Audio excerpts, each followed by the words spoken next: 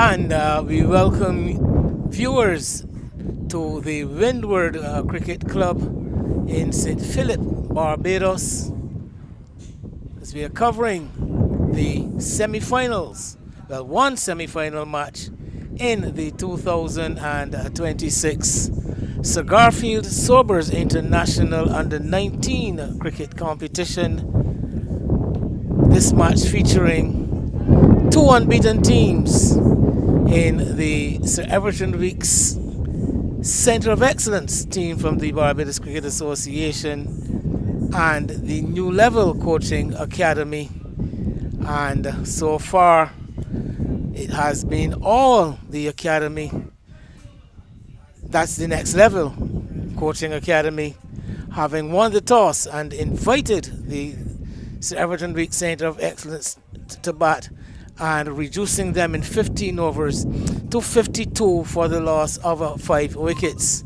My name is Wayne Holder, and I am joined by Kwame Paris for the coverage of today's match. And let's welcome Kwame first of all.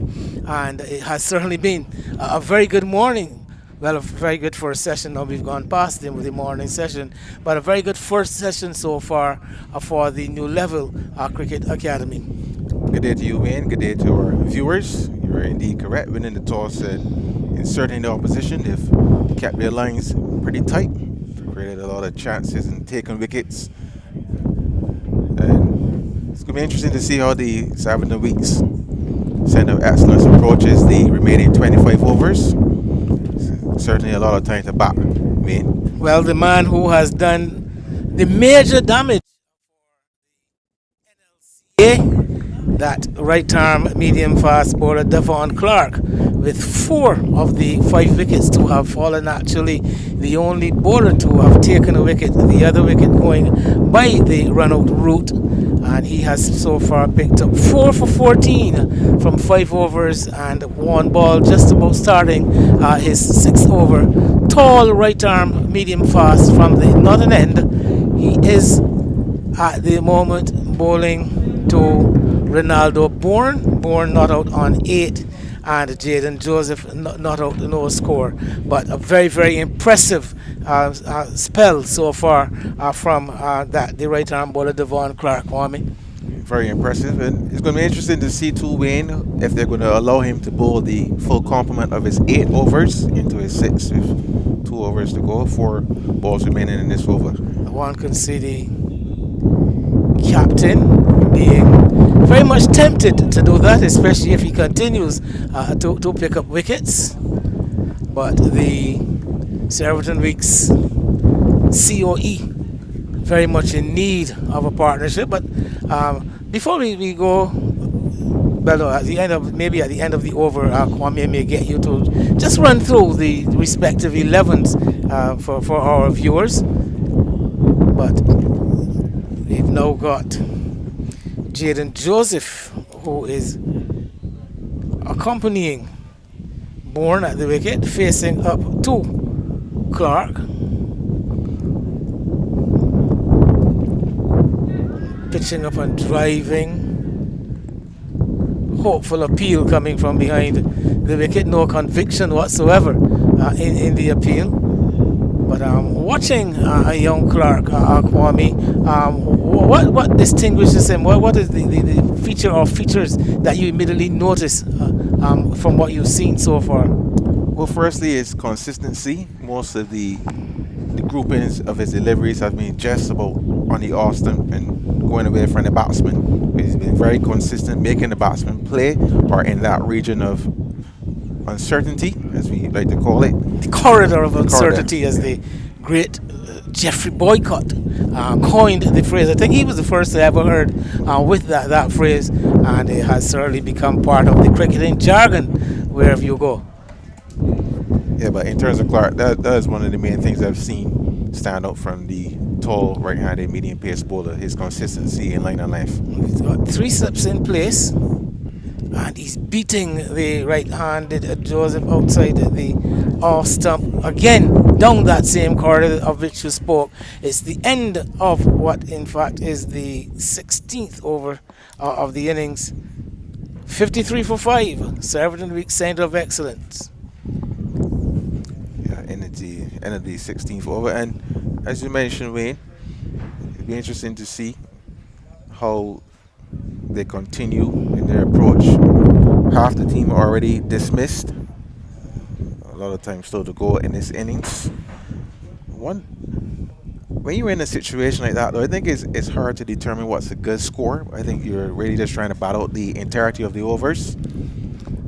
Well, yes, basically looking to build a partnership, do some rebuilding, and take the innings as deep as you may, given the resources you've got left. As we have now the right arm off spin of Isaiah Carter, employed from the southern end of the ground. Nice breezy conditions here. Somewhat hazy overhead as this one flighted up and driven. The ball traveling in the air for a while, but wide of that man in that cover brings the sweeper into position, into play, and they get a single. Things could very well have been much worse for the Center of Excellence, the next level academy, guilty of putting down some relatively easy chances. I can think immediately of 3 catches that they have put down so far. It hasn't cost them a lot because, well, the only one involved would be this current period was let off. One of these batters was let off in the previous over from Carter, put down by fielder in the covers. But it is now Joseph on 2.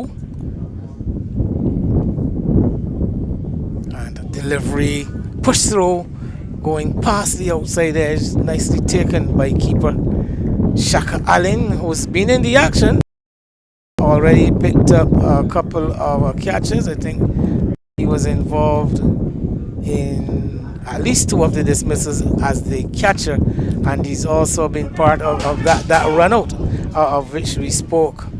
The run out of O'Shea Francis, run out in a combination between Allen and Amari Wickham. Take the opportunity to run through the scorecard so far momentarily as we have a change of strike, and the Ronaldo Bourne comes in to face Carter. Some adjustments in the field. So Tyrese Harewood and DeMarco Maynard, the opening pair for the Center of Excellence, and Maynard was the first to go, caught at the wicket off the bowling of Clark for no score. It was as this delivery is bringing Bourne on the front foot, pushed into the offside, no run. DeMarco Maynard caught Shaka Allen, bowled Devon Clark, no score. Tyrese Harewood, the top scorer so far, bowled by Clark for 26 balls and 4 fours. Francis, as I mentioned, O'Shea Francis run out for 4. Giovanni Lovell caught by Allen of Clark for no score, and the big wicket of Captain Ramiro Stout, who has been in good form and in the tournament so far, caught by Azari Small in the slip, nicking off and taken in the slips by Small of Clark for 10. So it's now 57 for the loss of 5, and it looks like we are going to see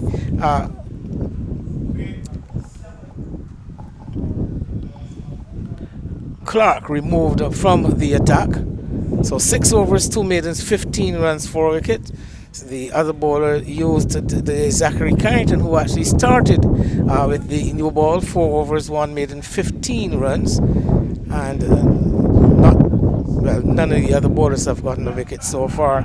But now we're going to see the introduction of Azari Small, a right arm off spin again, but a different variety, not as tall, not as long limbed as Carter at the other end.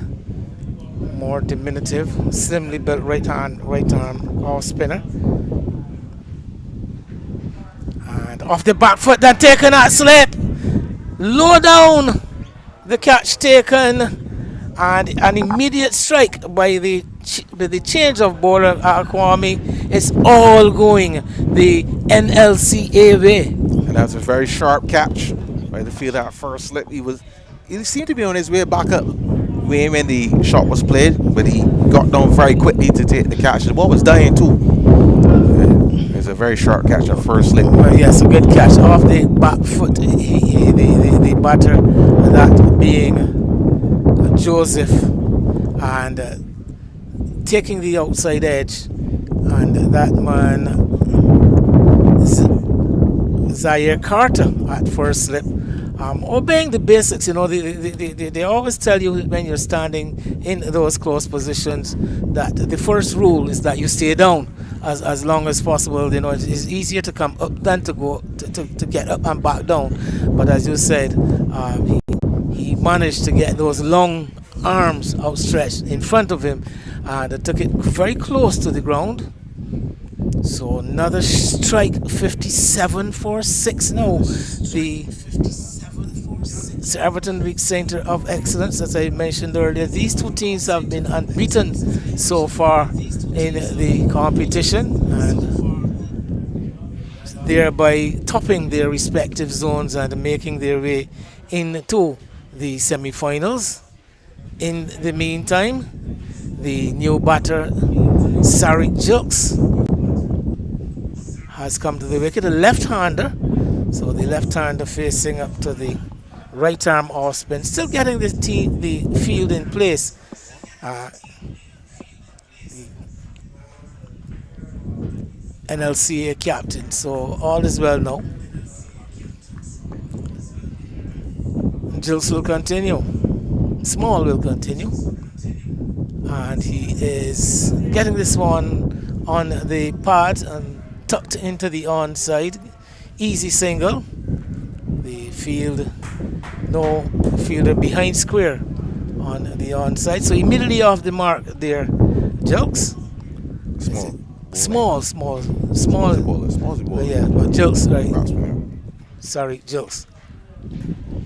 And the field now adjusts for the right-handed Bourne, who has been there, faced some 23 deliveries so far. Brought onto the front foot. Good, accurate stuff by Small.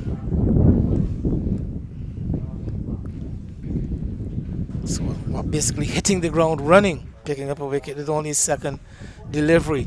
Stroked into the offside again on that off stump line, asking the batter to come onto the front foot. There is no run. Even from this distance, nothing unforeseen.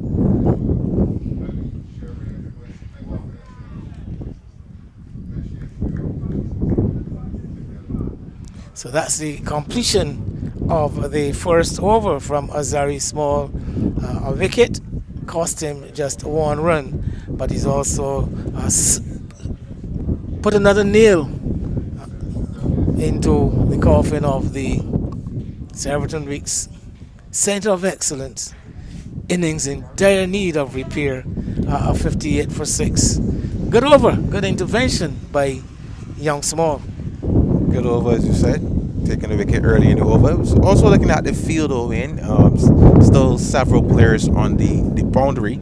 Wonder if they may consider bringing in the field and forcing the lower order batsman to hit over the infield. It's something to watch out for, but the batsman not really trying to score, morely trying to survive. So I guess initially no need to make any changes. Well, a good observation, and there will be those of the school of thought that if you've got a man down, you keep him down, you keep your foot on his throat, and there is that possibility that they may look to force some extra pressure, but you can also say that what they have been doing so far has been working. And again, another cliche that says, if it ain't broken, why fix it? So Carter to continue. the wind in our microphone, the breeze coming across this wildly nice expanse here at Windward, situated. Some dispute as to the exact location of this ground. You've heard it. We've got the Lucas Street running across the southern boundary, but there's also been some contention that the ground is actually situated in Congo Road, which is a road away on the western side, the other boundary, as this delivery is bringing the batter jilts onto the front foot. So jilts 2.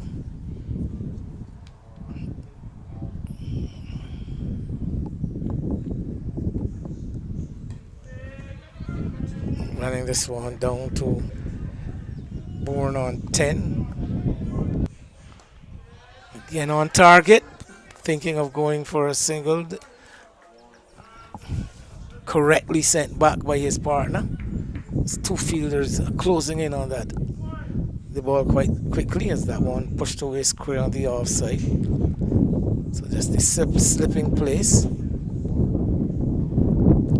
Outside the off stump to close out the over. I think that may very well have been a maiden over. It remains 59 for 6, and the next level coaching academy looking to tighten the screws. Yeah, he got through the over pretty quickly too, and the feel is pouncing on anything loose pretty quickly to prevent any run scoring opportunities, which helps to build the pressure, of course. Small into ball his second over. So Small, who has had some success quite early. The left-handed jilts now on strike, so we can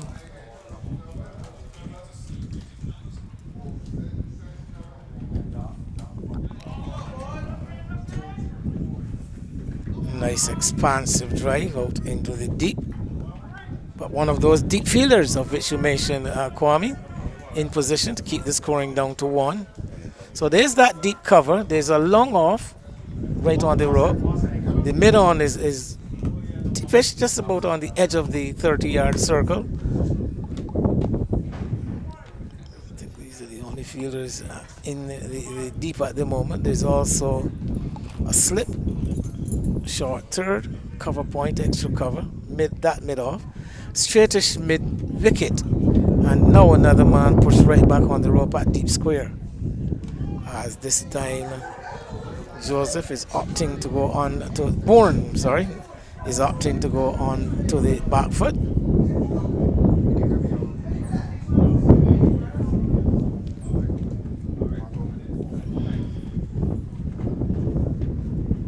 Quick delivery off the outside edge, runs here down to the fine third position.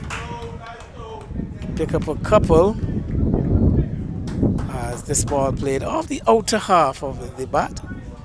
One pushed through by Small. On top of that off stump, 62 for 6. Halfway in the 20th over. Remember, 40 overs per side. This one, he's looking to drive. He's beating the man at mid-off. This is going to run away into the boundary for 4.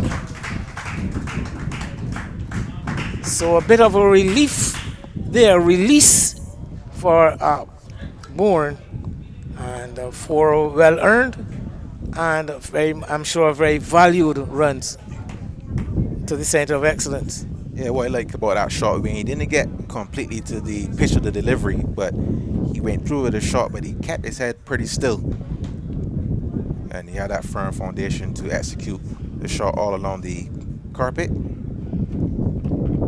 He moves to 16.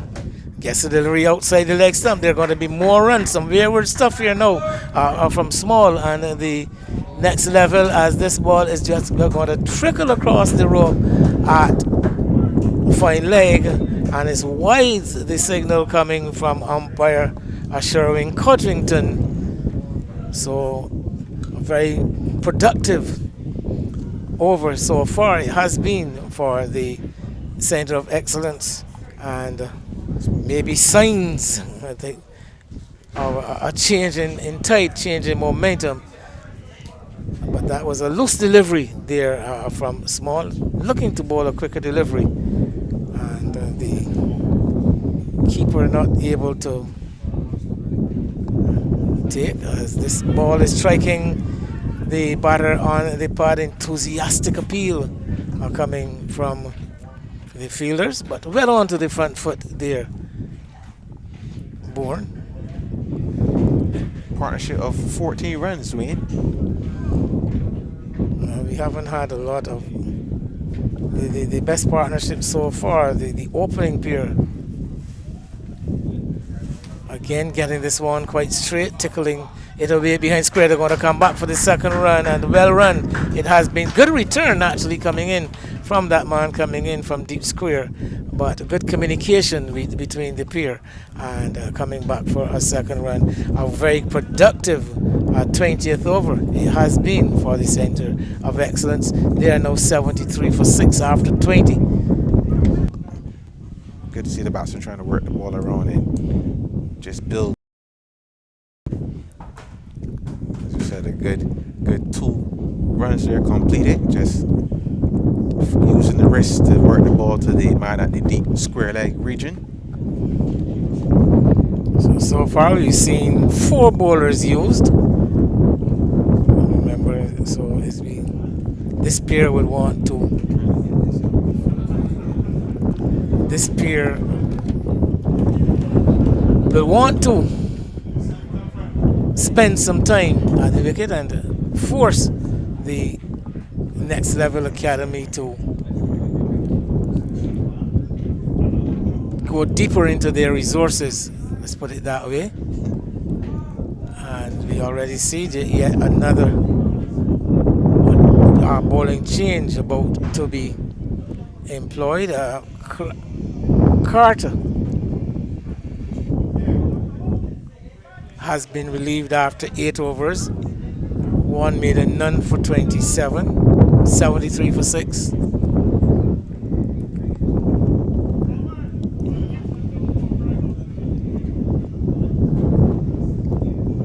So, noticing now another Carter. We have Zari Carter coming on from that southern end, bowling right arm. Let's have a closer look at him.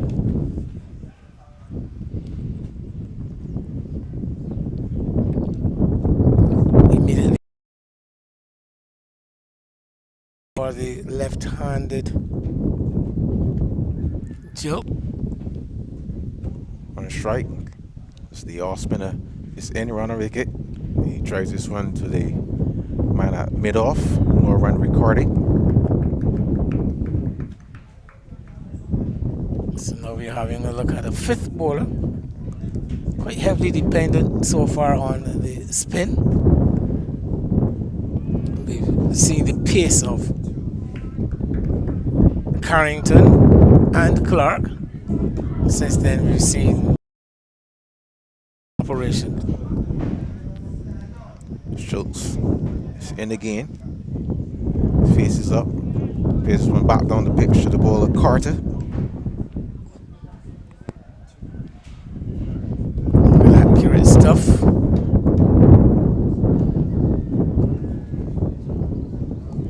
Carter in from around the wicket off the back foot. Jilt spares this one through square leg. They run 1, they contemplate a second, then they come through, and comfortable 2 runs taken. So Jilt moves on by 2 to 5, and they score to 75 for 6.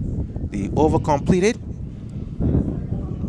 Sarit Jilts on 5 from 10 deliveries, and Ronaldo Bourne on 18 from 35. Now again, nice intelligent cricket, good running between the wicket, forcing the hand of the fielder, because fielder fielding in the deep on the western side of the ground is going to be throwing into a very stiff breeze, and I think they have worked it out that they have that advantage, this pair.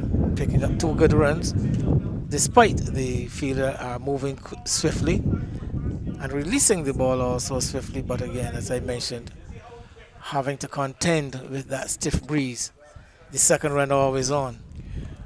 I think they may have worked him out as well too, Wayne. He was the fielder that dropped the chance at cover. And he's been sent, I won't want to say relegated, but he's been sent to the boundary to field his smallest end. And the batsman, Bourne, plays no stroke. Small into his third over, 1 for 15 so far. Small approaches the wicket and bowls. Lifting delivery. A little bit of bounce there indicated by Bourne, who took one hand off the bat to make sure that he kept the ball down. Small in. Full toss and driven back down the ground to the man at long off. Single taken. Guilty of being too full there, your spinner.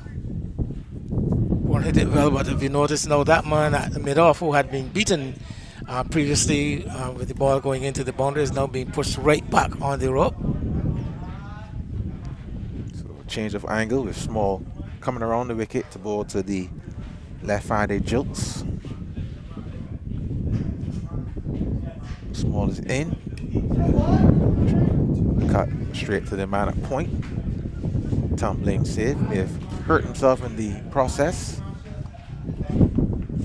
He's up and seems to have shaken off whatever little knock he may have gotten.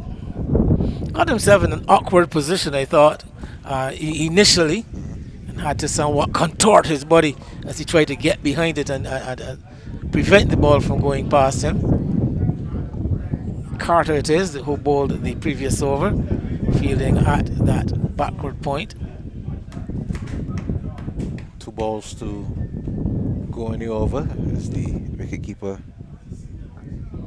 sets the field, making some slight adjustments. This is very Small is in. Jilts with another cut shot, beats the man at cover. The fielder coming around the boundary cannot stop it, and that goes in to the fence for 4. Well, short outside the off stump, and typical left-handed shot, smacking it, timing it very well, and also piercing that offside field, defeating the 2 fielders inside the ring as well as the man on the boundary at the extra cover, and having enough power on it. Very well timed. He hit it pretty hard indeed, Wayne, but he didn't lose shape in the shot, which is a good thing. Small is in.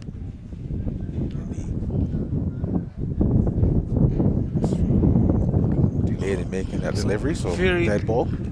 Yeah, Small has been short. He has been full. I think he would want to correct his lengths, as again struck that one straight to the fielder Jilts. Another loose delivery, but he got away with that one. At the end of the over, so Everton Week Centre of Excellence 80 for 6 after being inserted by the Next Level Coaching Academy. So this partnership now worth some 23 runs, and some encouragement here for the Centre of Excellence as the main bowlers are having to be withdrawn from the attack, looking to take advantage of, if I may call it, the lesser bowlers.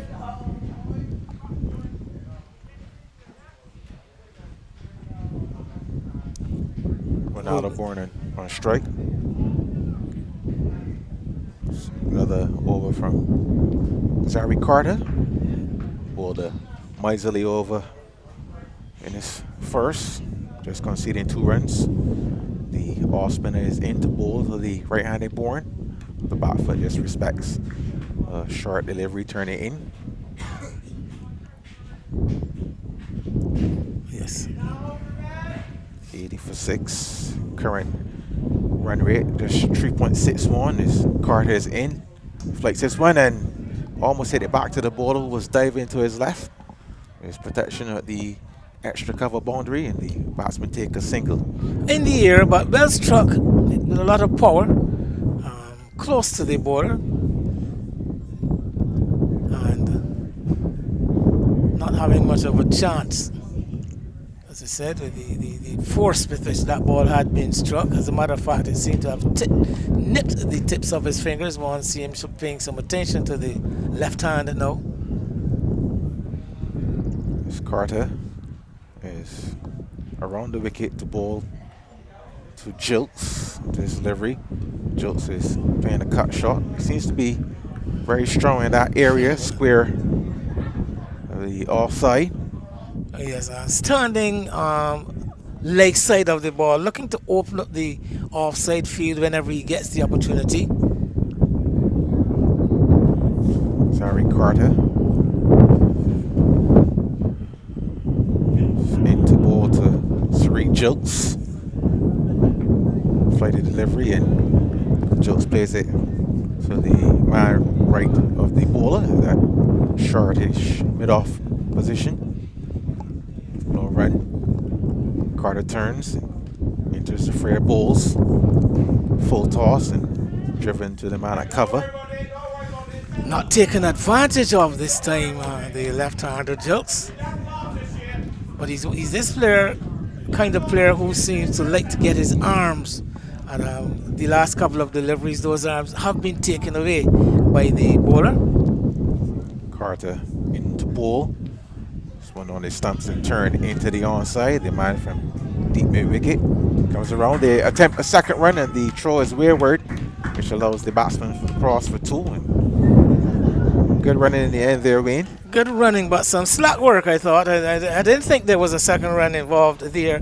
But the two fielders getting their lines across somewhat. And rather than the man coming onto the ball, being able to smoothly pick it up, he had to cater for his partner, who was also trying to retrieve the ball. And eventually the hesitation in the throw allowing for a second run. But good adventurous stuff here by this pair. Continue to take their chances with the running. Another couple of runs earned, 83 for 6 after 23. Very crucial partnership developing between Ronaldo Bourne and Sariq Jilts. If that 2 runs, Jilts going into double figures on 11. And he's on 20 from 40 deliveries. Both but Jilts sent back. Rightfully so.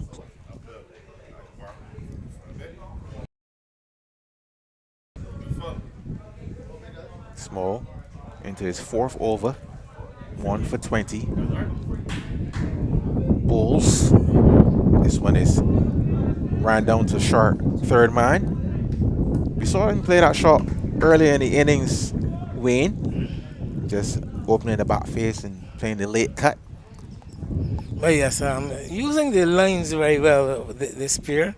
Anything that is not straight, they're quite prepared to use that outer half of the bat to look to get that ball into the offside, whether in front or behind the wicket. And the rotation of the strike, the left-hander coming on to face. Small around the wicket, balls to Jilts. Flighted delivery, and Jilts plays it on the onside. The wicketkeeper comes from behind the stumps to collect. This may be a factor that the bowling team may have to contend with. The left-hand, right-hand combination. If they can keep the rotation of the strike going, I think it could create some problems for the bowlers. Small, number 5 on his back, balls, and stroke to the man at cover by Jilts. Very comfortable when he's allowed to stroke that ball into the outside, when he's given those arms, long arms, the taller of the two. Jilts. Small, in again around the wicket, balls. This one on the stumps and played back to the bowler. Would want to close out this over quite. No, Small just conceding the 1 run so far. 1 ball left in the over. Small is in and balls to Jilts. Jilts drives this one to the man at cover. Comes around, collects. So the end of the over, 84 for 6 to score after 24. And as you said, we only 1 run is scored in that over. Well, very much better over there by Small. In getting that ball pitched, keeping the ball close to graphic that just came out on the screen.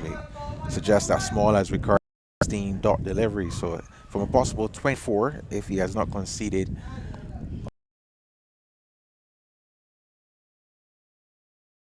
The boundaries involved, but like I said, good stuff though in that particular over. Well, who've been there before. Not joined in by any of the other close fielders. The right-hander Bourne is facing and played right under his eyes. He's looked pretty organized in his so far win. Well, yes, ever since. Zari Carter into ball to Ronaldo Bourne. Bourne is driving this one, beating the fielder at cover to his left. The man from point comes around to collect, shows the return to the ball. The batsman cross for 1. Yeah, good. The end of the over, 87 for 6 to score. Top score of 28. So again, that rotation happening. The left-hander back on strike. Bourne 20. Jilts on 11 now on strike. And driving hard into the ground. Bourne 24. 24.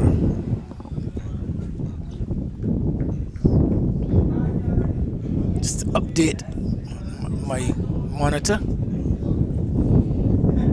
Around the wicket to the left-hander. And again, I think that Small has worked out that he needs to take away the arms from Jilts. Whenever he gets it in that area, straight down the wicket, Jilts unable to respond that time. He gets that bit of space and slaps it into the offside, misfielded by the fielder in at cover, and likewise by the man on the deep cover boundary. A fortuitous boundary, but once again we see the strength of Sariq Jilts to anything that allows him his arms outside that off stump. Not very good work in the outfield though by either that man, the cover at deep cover, the sweeper. Yeah, you had pointed that out from early in his innings, Wayne. So fielding, we've come to the end of the 20. Some 38 runs they have added.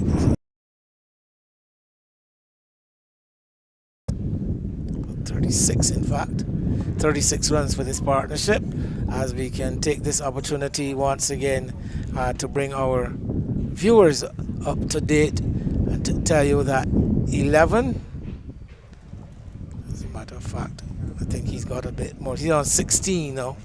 The opening burst, 4 overs, 1 maiden, 15 runs. Zaire Carter, 8 overs, 1 maiden, 27 runs. Davon Clark, the chief destroyer up to this stage, 4 wickets for 15 runs, 6 overs and 2 maidens. Azari Small, 5 overs for 27 runs, got a wicket with only his second delivery. And Zari Carter, who has had no success so far but has been rather economical, 3 overs for 7 runs, as the refreshment break has been complete. Back into position for the continue to build this partnership, see them up. Second delivery of the 18th over, 17.2. Precise when the 6th wicket fell, and the repair job Jilts and the right-handed Ronaldo Bourne is as I mentioned earlier.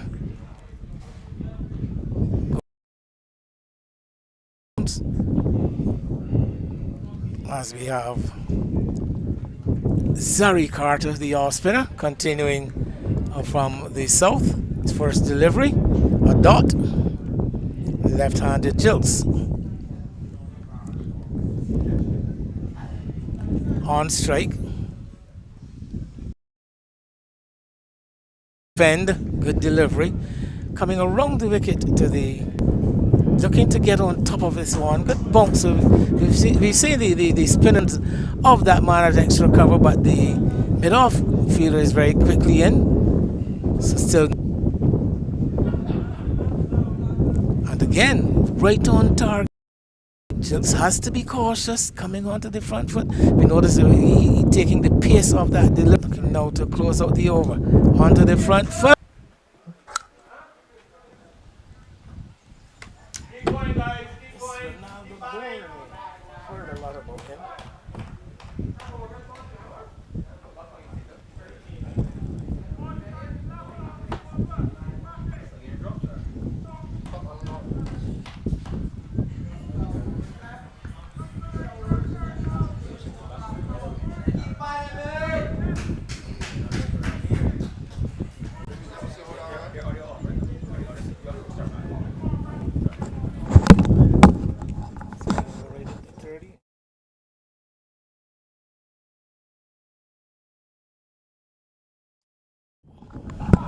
We welcome you back to the Windward Cricket Club semi-finals of the Garfield Sobers International Under 19 Cricket Tournament for 2026, where the Sir Everton Weeks Centre of Excellence continuing to build a recovery after being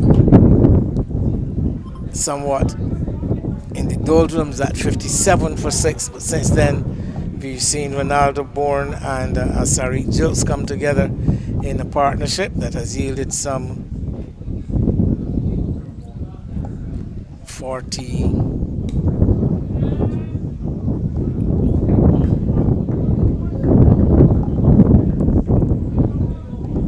48 runs so far. And at the moment, the left-handed Jilts on 17 is driving and finding the fielder at mid-off with the bowler in operation being Zari Carter, the off-spinner from the southern end. Jilts 17, Ronaldo Bourne on 35. Ball clipped out towards the long on area. They're going to come back for the second run. The return comes in. It is a good one, but diving into his crease is Ronaldo Bourne. And although the return was a swift one into the hands of the bowler, he was somewhat drawn slightly away from the stumps, unable to make contact with the wicket. And again, Bourne and Jilts, a feature of their partnership so far has been the running between the wicket. Yes, they have communicated well. And been very willing to take on the fielders too. Have done it successfully. Bourne has continued to grow in stature throughout this innings. He's on a 35. Carter is flighting this one up. He's very cautious as he approaches this delivery, just stroking it into the offside. Another over from Zari Carter. Completed Carter 5 overs for 9 runs. So he has been rather economical, even if not penetrative, but doing a good job for his side, the off-spinner Zari Carter. Agree with you, Wayne. And wanted to make a point too regarding Jilts. That shot that he just played, that's the first shot I've seen him play out in front of him on the onside. Most of his shots have been too square, either cutting or just deflecting the ball on the onside for a single. It was one adventurous, sweet shot. He didn't make connection on that occasion. Now we see the fast medium. Is that Carrington? This is Carrington, or this looks like Clark, yes. Clark. Carrington, given the previous over from this end, proved quite expensive. I think Bourne took a liking to him. And now Clark, the man with the 4 wickets so far, begins. And this delivery, Bourne is striking it behind point. The ball actually striking the hand of the fielder there in that deep gully position on the first bounce. And bursting through his hands and out towards the deep backward point position, and Bourne picks up another couple of runs. But Bourne has looked almost a renewed player once the pace has been back in operation. He looks very busy at the crease too. Another 2 runs completed when they've run very well between the wickets, especially coming back for those twos. Yeah, the doubling up. So we see some caused the fielding side.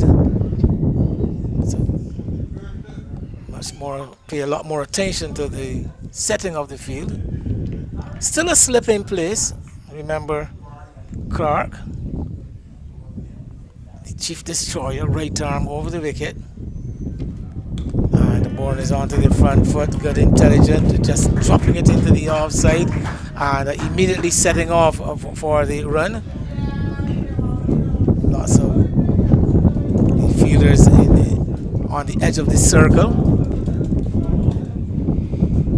Yeah, interesting point. Well, the slip has now been removed, but it was just about to mention, usually at this stage of the innings, if a slip is employed, it's usually not in the conventional first slip position. Well, yes, but no, that option has been dismissed. There is a man at the deep third, and it appears as if just as we spoke, they're going to reinforce that slip area. But as you said, the slip, even from here we can see, placed fairly wide, quite a gap between himself and the keeper, Aline.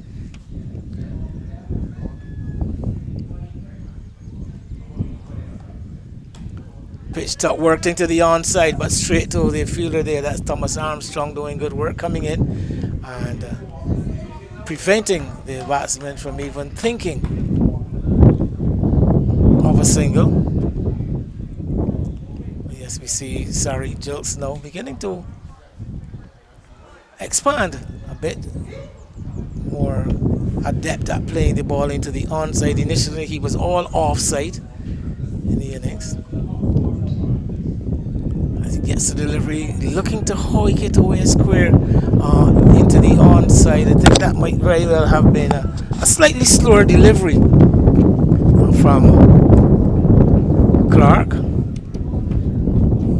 who has been excellent in his first spell. The innings heads into the 30th over.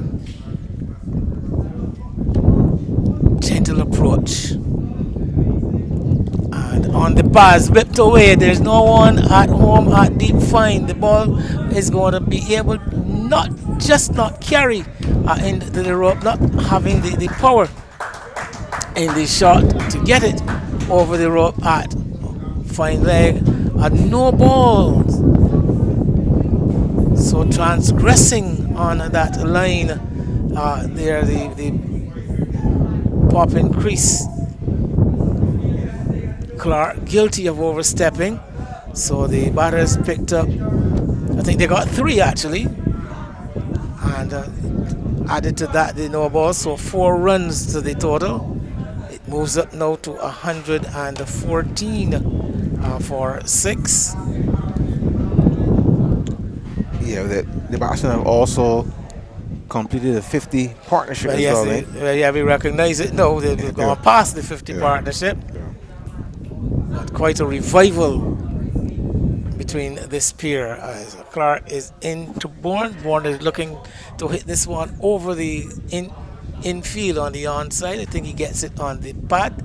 Let's watch umpire Codrington. Yes, just about now signaling the leg by. But looking for a bit of innovation. We saw Bourne looking to get into his wicket and exploit the wide open spaces over the onside field. The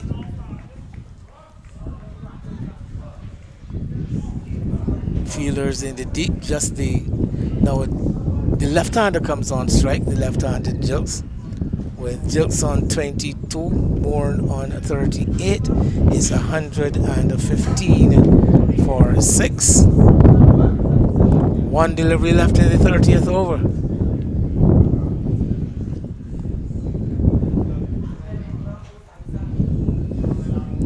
Pitched up, hit out to mid-on, ball traveling. As it was initially going to say, traveling too quickly to go to the fielder to think of going for the single, but misfielded, a slight misfield, and pounced on by the pair of batters. So they actually get the single off the final delivery of that over, and at the end of 30, the partnership now worth some 63 and 116 for 6. The Sir Everton Weeks Centre of Excellence. Clark looked a little bit down on pace in that over. We're just ambling through to the crease, not creating any real great threat. But he did pick up those 4 wickets. I think his main attribute, though, being his accuracy, as you pointed out earlier. And now with the ball probably a bit older and a bit softer, the pitch still under this. What now has been bright blazing sunshine, although but still quite heated out there in the middle, I would want to believe. So we've come to the end of the 30th. Zari Carter into his 6 over, 1 maiden, none for 9, and he will bowl to the left-handed Jilts. I think if he can continue to be as economical as he has been so far, he would have done his job for the captain. He's in to bowl. Jilts flicks this one off the legs to the man at deep mid wicket, who comes around, and the batsman complete another 2 runs, which has been a feature of their partnership. A lot of tools in this partnership so far. Yes. That one was always going to be a double. Played well away from the fielder. Played behind square. The man in the deep is at a deepish mid wicket, bordering on a forward square. There's also a man at backward square saving one. Yeah, if you notice, just the 3 men in the onside, Kwame. Yeah, Carter's in. Back, go left delivery, turn to the man at short. The 2 fielders and at the same end, and the return is eventually back to the bowler's end, and Bourne has got him back in. A missed opportunity though there for the Next Level Academy, because there we had Bourne coming through for the run. The batter, Jilts, not keen on going, as a matter of fact, not leaving his crease at all, and Bourne almost at the point of no return. Luckily for him, the fielder at that backward square position, unable to pick it up cleanly, and then once he did pick it up, not getting himself in a position where he can get a powerful throw back towards the bowler's end, and all that time Bourne was able to make it back to his crease. So a fortunate let off there for Ronaldo Bourne. There's another fielder now on the onside. Slight adjustment to the field as Carter is in. Bowls and punch very strongly indeed off the back foot to the man at deep long coming around. Only 1 run on this occasion. Well, yeah, excellent work by the man there at the long off. He was assisted by a nice generous bounce as the ball reached him, but the ball traveling very quickly, but he was importantly off the boundary in a flash, coming in and meeting the ball. Had a very good return too, back over the top. Carter is in to bowl to the right-handed Bourne. Bourne is playing this one for the man at cover. Whenever the ball has been on the off sun, he's just been very neat in his defense, respecting the delivery. Oh, yes, very, very noticeably though, very comfortable with the pace. There he is, showing a bit of improvisation this time. Chance for overthrow, but the batsman jokes is not interested. Bit of over exuberance there by the fielder at the short third position. Didn't cost the team though. I think the center of excellence breathing a bit easier now at 120 for 6. I think Jules was in a better position to judge that potential overthrow than Bourne. And I think he made the right decision in the end to send back Bourne. Scarred it into the left-handed Jukes off the back foot. Pulls this one to the man at mid-wicket. No run. So the end of another Zari Carter over. 6 overs for 13 runs. Continues to do a decent job.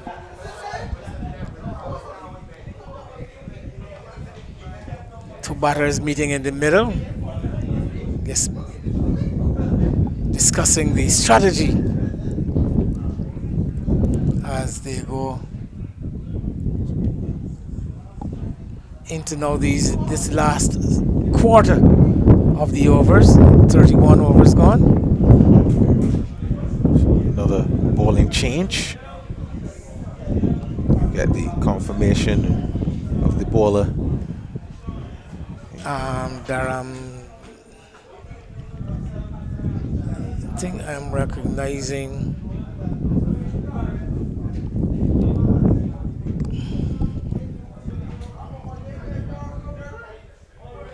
Danny Ram, the Ramdio.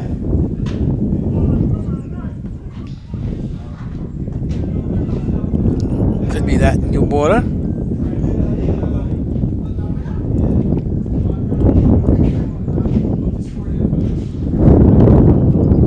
$120 for 6. Partnership now worth some 63 runs. Now reaching 63.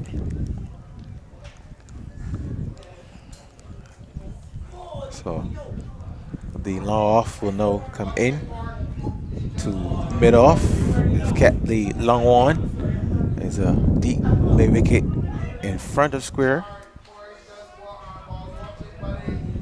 And there's a deep square leg. It's a short third man.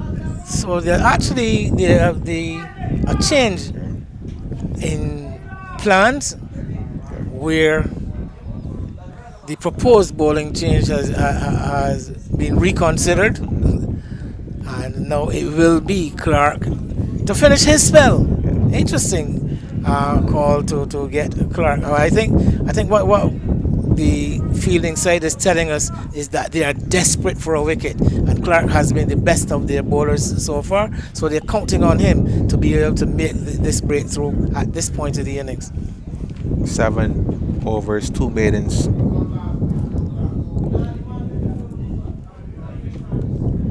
Four for 23.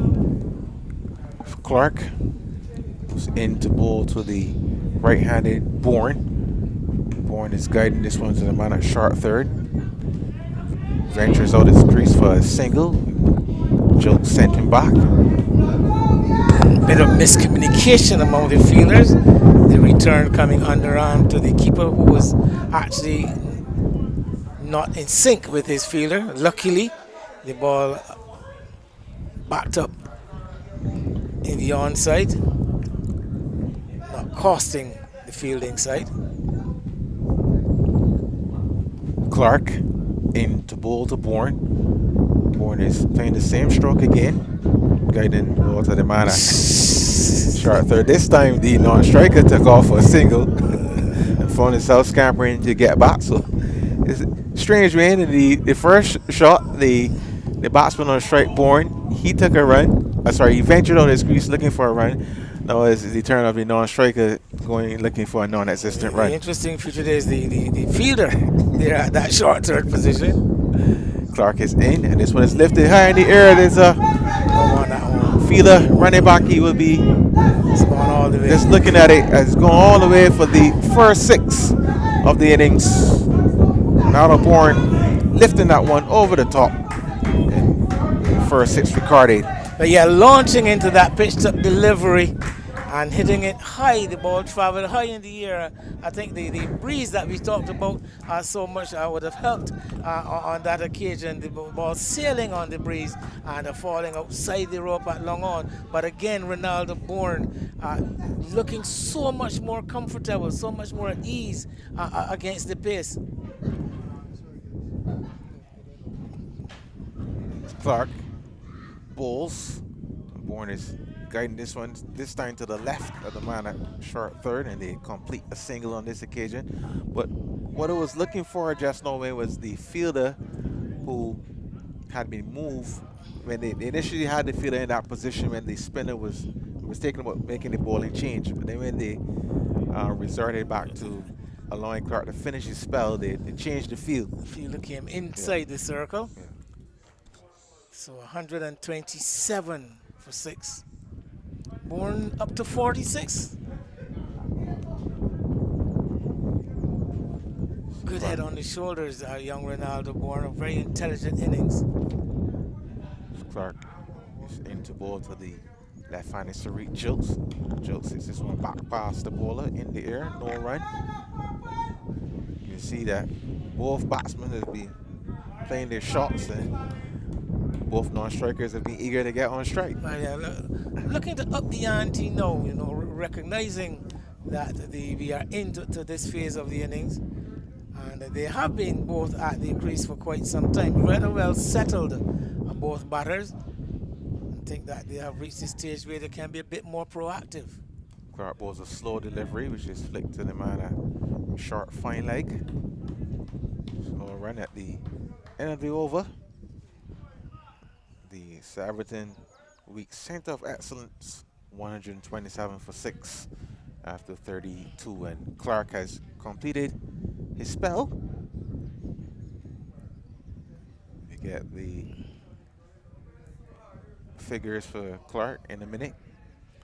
Well, actually, he's bowled his 8 overs. Yeah, they have to make a correction. I got the feeling It wasn't Daramido that bowled the. it was actually. So the over cost 7 runs. Yeah. He had 7 overs for 23. So going by that, I think we can safely say 8 overs for 30 runs with the 4 wickets. Yeah. And he has been excellent for. Factoring 2 maidens as well. Yes, very much so. Yeah. So he has been the standout bowler by all means. Davon Clark, but now his 8 overs have expired. 127 for 6 of 32. So Bourne on strike faces Small. He tries to run, but he runs the one to the man at short third man who is in like a trace of bullet.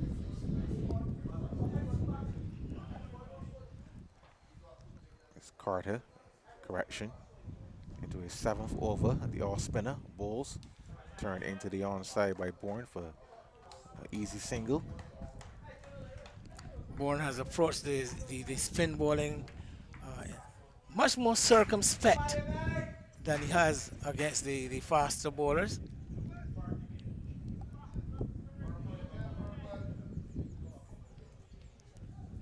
Jokes, the left-handed batsman in the partnership, faces up to Carter. And he drives this one to the man of extra cover.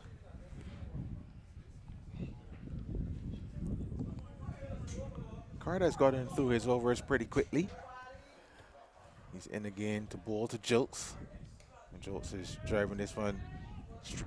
And if the fielder had collected, he could have been in trouble there. It was a quick single attempted, and the batsman in the end getting home. Well, yes, again, a rather ambitious a single between the pair. The ball hit to the left of Thomas Armstrong at extra cover. I imagine they dictated that the ball had traveled far enough away from him. It's Bourne Plays this one back to the bowler. He shaping to hit the ball through the onside, but ended up getting the leading edge of sorts. Carter is in to bowl. To the right-handed Bourne. Bourne plays a reverse sweep straight to the man at short. Third man, no run. So the over completed. If only one run recorded in that over.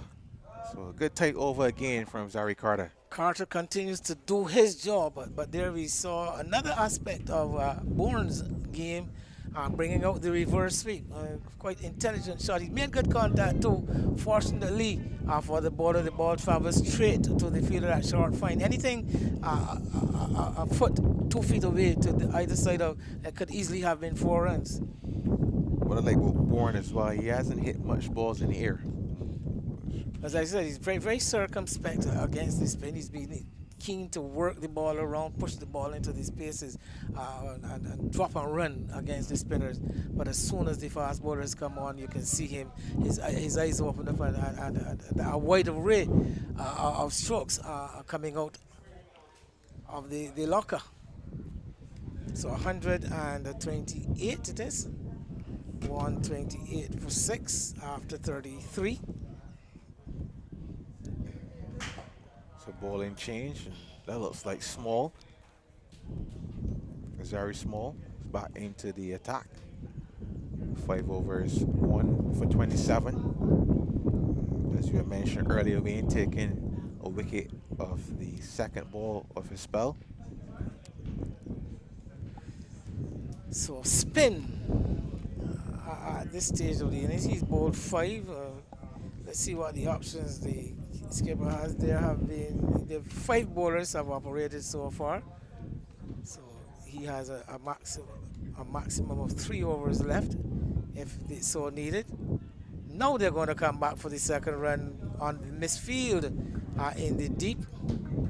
So some loose stuff by the fielding side, by the New Level Coaching Academy. I think a bit frustrated now with this partnership continuing to press on. Small is into ball to Jokes. It's into a drive. Puts the ball straight to the man in that extra cover position. Putting his body on the line too, getting everything behind it. Small around the wicket. Balls. And at the last minute, Jokes is stroking the ball, opening the back face, playing it into the point region. He was shaping for a much more adventurous stroke. I think the bowler cleverly dropped the pace on that delivery. This is a short delivery, and he pounces on this one, hitting it to the left at the man at long on, who comes around, picks up the ball, returns it into the bowler, who allows it to go through to the fielder, Devon Clark, who is backing up. 2 runs to the score. Looking to vary his pace here. We see Small, the previous delivery, slowing it up and looping it to Jokes, and then the next delivery, one push through, a bit too short though, and Jokes was very happy to rock onto the back foot, get it into that gap between the deep mid wicket and the long on. Slight adjustment to the field. An extra fielder now goes into the onside, into that short, straightish mid-wicket area. The cover comes around 2 extra cover. There's also a man on the boundary, the sweeper boundary, deep cover. Backward point, short third, and a long off. There's 2 balls left in the over. Small is in around the wicket. Turned through the onside by Jokes. They were interested in the second, but no second run on there. Plus the fielder too was left-handed. Yeah, good swift work too. Very quickly onto the ball.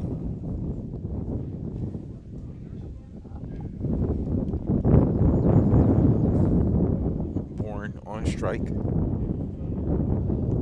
And the 50-run milestone. Within sight. Within sight. And actually he's gone up to 50. We didn't even, my monitor went down.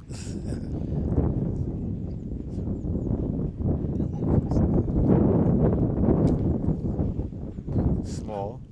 It's into ball to Bourne. Bourne plays the lap shot. Fine, and the man from the square leg boundary comes around. It's a good return into Shaka Aline, and just one run completed. And the end of the over, and the Sir Everton Centre of Excellence at the end of 34 overs, 135 for 6. Well, Ronaldo Bourne, as far as the scorecard says, 51 from 66 deliveries. Very well played by him.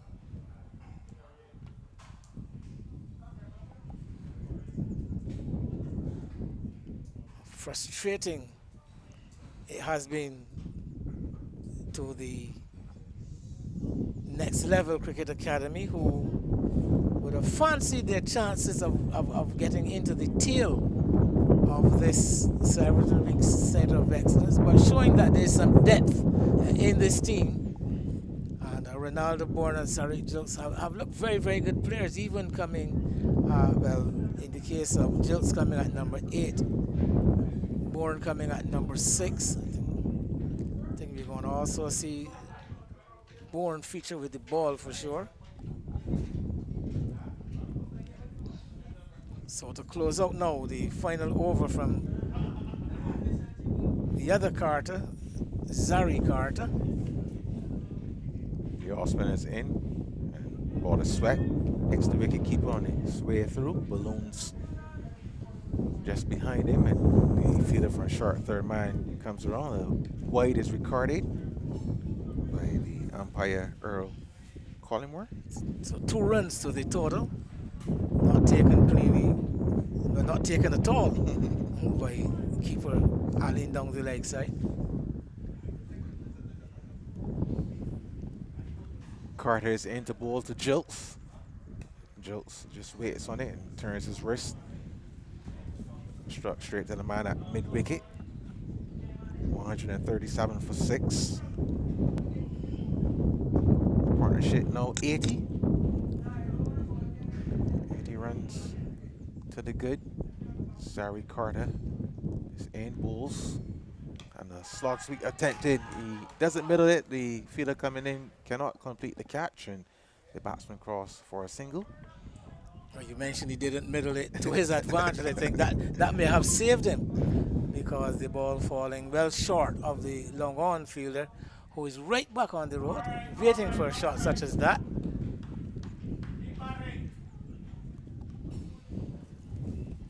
Bourne faces up to Carter. Plays the ball right under his eyes to the man at cover. If they have decided that he's going to see Zari Carter off, not been able to pick up a wicket, Carter, but he's been very, very measly, parsimonious in his bowling. Carter waits on Ronaldo Bourne.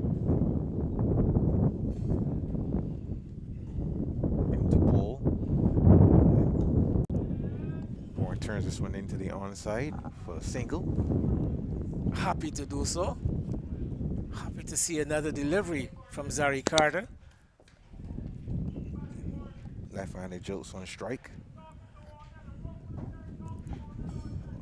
All the off spinners have employed their services around the wicket to the left-handers. Oh, yes. They haven't tried the over the wicket angle.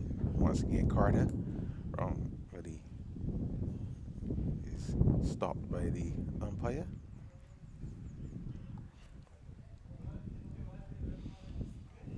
He's into ball now. Stops. No, Jilts isn't ready.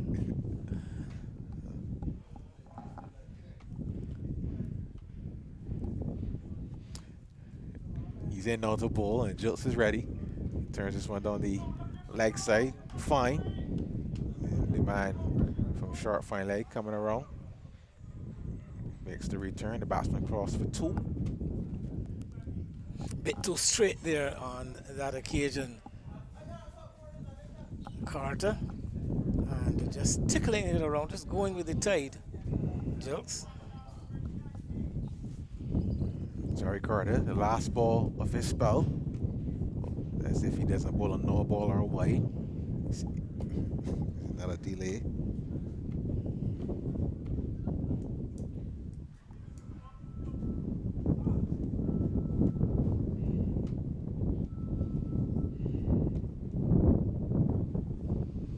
Carter into ball to Jilts. Jilts is playing the slog sweep again. This time, the fielder comes around, cannot complete the catch, and it goes over the ropes for 4. So he's living dangerously now, Wayne. So taking the adventurous route, going over the top against Zari Carter, who has been very, very tight. Despite that boundary of his final delivery, still completing very excellent bowling figures in the end. 8 overs he has sent down. He has bowled 1 maiden and conceding just the 24 runs despite not taking a wicket. I think a job well done by the young off spinner. Tremendous job, Wayne. And for the most part, he got through his overs pretty quickly as well. So we're down now to the final 5 overs of the innings. Definitely now in the death overs, if we so choose to call it. Let's see what the tactics will be for both sides, in fact, with the total now 145 for 6. It will be Ronaldo Bourne, the right-hander, on 52. 68 balls he has faced, struck some 3 4s and a 6. Well, the only 6 of the innings so far. And he will be facing up to the off spin of Azari Small. Small bowling from the northern end of the ground. Field fairly well widely spread.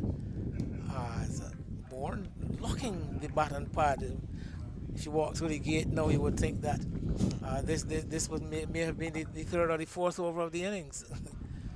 Not recognizing there are only 5 left. But that has been his method of operation. Young Bourne there, he gets the deliveries going into the lofted hit down the ground, gets a single, and the applause goes up among his support group, his teammates.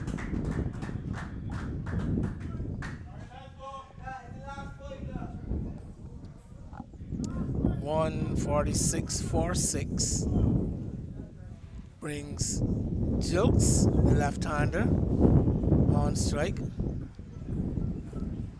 Actually now bringing up his 50 aboard. Jilts is onto the front foot. The ball squeezing between the inside edge onto the boot, running away to the offside. Let's see what the field is like. We've got the long off, the deep cover, extra cover, backward point, short turn. So 5 men on the offside. As this one is hit in the air for a while, out into the deep. They're going to come back for the second run on the arm of that fielder at long on and get the second run quite easily. So the 4 fielders on the onside represent a long on, deep mid wicket, that short, straightish mid wicket, and the man on the 45 at short fine. 148 it is for 6, small. Is on the off stump, launched down the ground on the first bounce to the long off fielder. He's getting that left leg down the ground and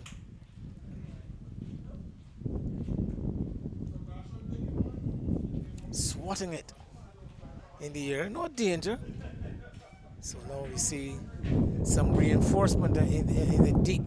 You notice some 4 fielders in a ring on the onside, all boundary riders. As Bourne goes down the ground, that is going to go for 6. Straight down the ground. Pitched up by small Ronaldo Bourne. Really now beginning to open up and show a different side of his game. Now ready to attack the spin. As I mentioned, we are into the death overs. and the accelerator definitely pressed here between this pair as the partnership now approaching 100, 155 it is for 6 after 36 overs. Love his shot, Wayne. And once again, he didn't lose his shape in his attempt to play that shot down the ground in the air. Absolutely middle as well. No chance for the fielder there. Long on boundary. The partnership currently 98. Beautiful shot it was though, as you said, keeping his shape beautifully and just stroking, hitting it straight. We mentioned those four fielders in the deep, but they were irrelevant once he went as straight as he did, and he went directly over the head of the bowler. Definitely impressed by Ronaldo Bourne. I think he plays for the St. Catherine Club in this parish of St. Philip in the first division locally, and showing that his experiences at that level have done more than good for him and more than good for the Everton Week Centre of Excellence. Game taking on a completely different perspective than it would have when the score was 57-6. Now we have a change. We did it again. Zachary Carner was about to bowl. Now you're going to see the introduction of Danny Ram. Danny Ram, Daramdeo, I think that's the name, the spin bowler. With just 4 overs left, introducing a new bowler. Something of a risk, I would think, for the fielding side. Daramdeo.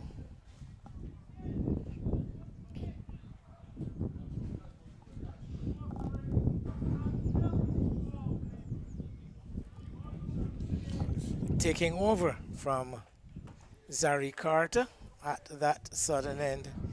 He'll be bowling to Jilks. Jilks on 39.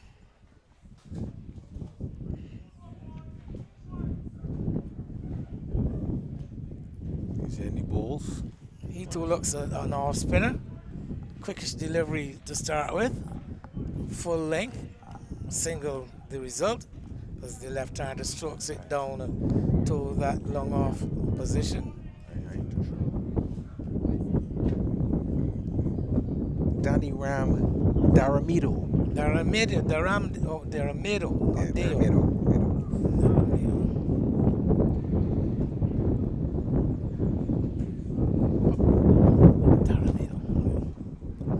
So now he's bowling to Bourne. Bourne looking for that reverse sweep, struck on the pad. A question asked. Umpire Cullimore ignores the appeal. Dot ball, 156. It is for 6 in the 37th over.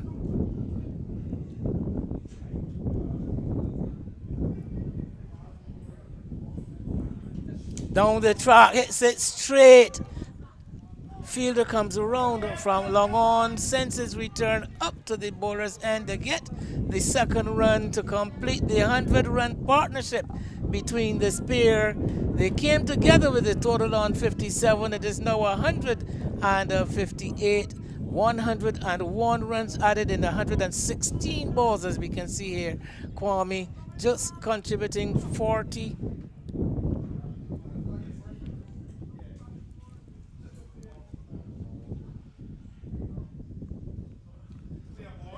Fastest. Seeing Daramiro for the first time, quite quick through the air, wristy looking action. Top ball, that last one off the outside edge, down to the man at short third. It's a short third, a backward point. Again, he's into the pitch, slapped away square. They're going to get a single. Not really well timed by Bourne, slightly beaten for pace. Quick delivery though, so Daramiro quite quick bowling his off breaks, almost bordering on medium pace.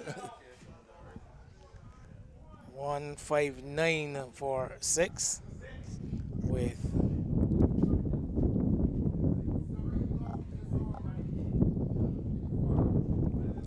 one delivery left in the 37th over.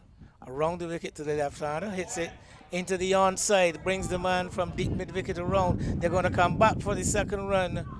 A return is wild and wide of his intended mark at the non-striker's end. The second run easily taken. Two more to Sarik Jilts, who this year is 42. Bourne is on a 62. And the Sir Everton Weeks Centre of grand recovery, now 161 for 6 at the end of the 37th over. And the pair came together, and the score was 57 for 6 in the 18th over.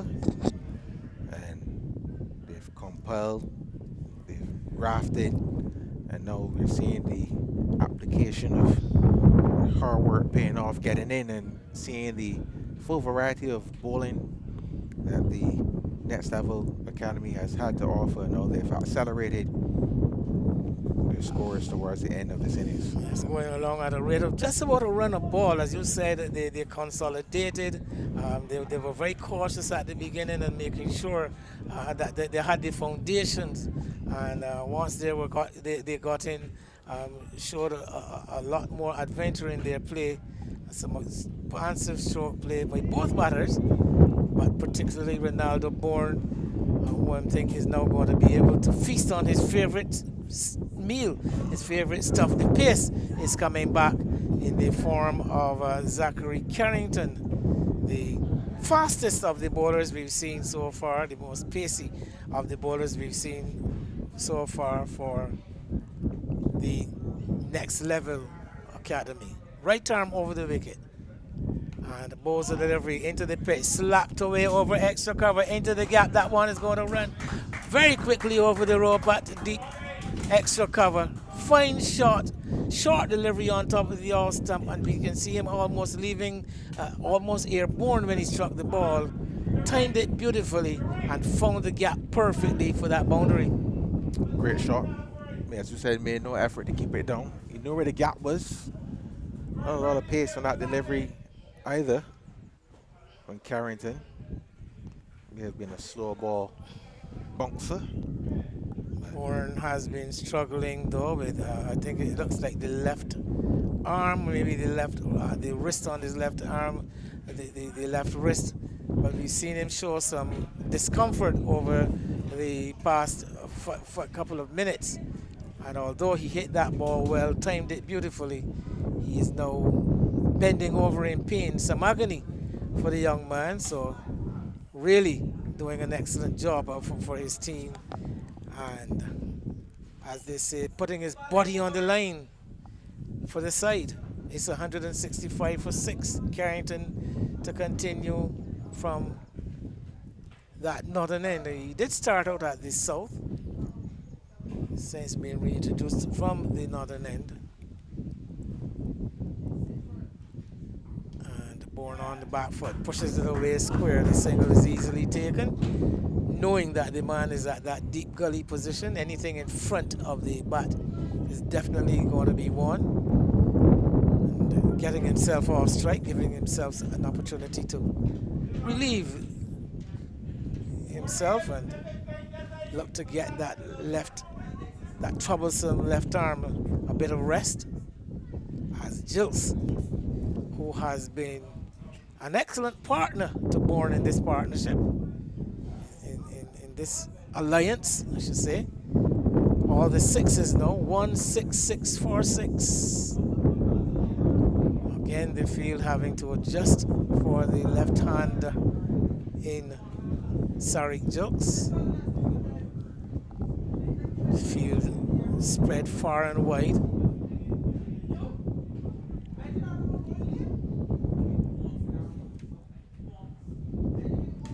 Just driving into the covers. The man from deep extra cover has to come around. Does well.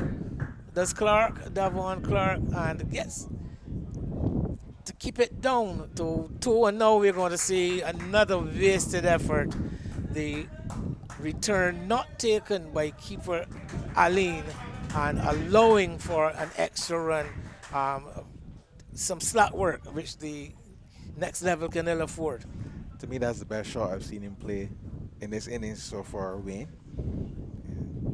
wasn't a shot that resulted in a boundary, but just good footwork, good arms, quick arm speed through the ball, good head position, playing the ball on its merit. Well, that extra run allowed Bourne to get back on strike. And this one outside the off stump, looking to get it away behind square, looking to open the face, looking to use the pace of the ball. It doesn't make a contact this time. The ball is through to wicketkeeper Aline.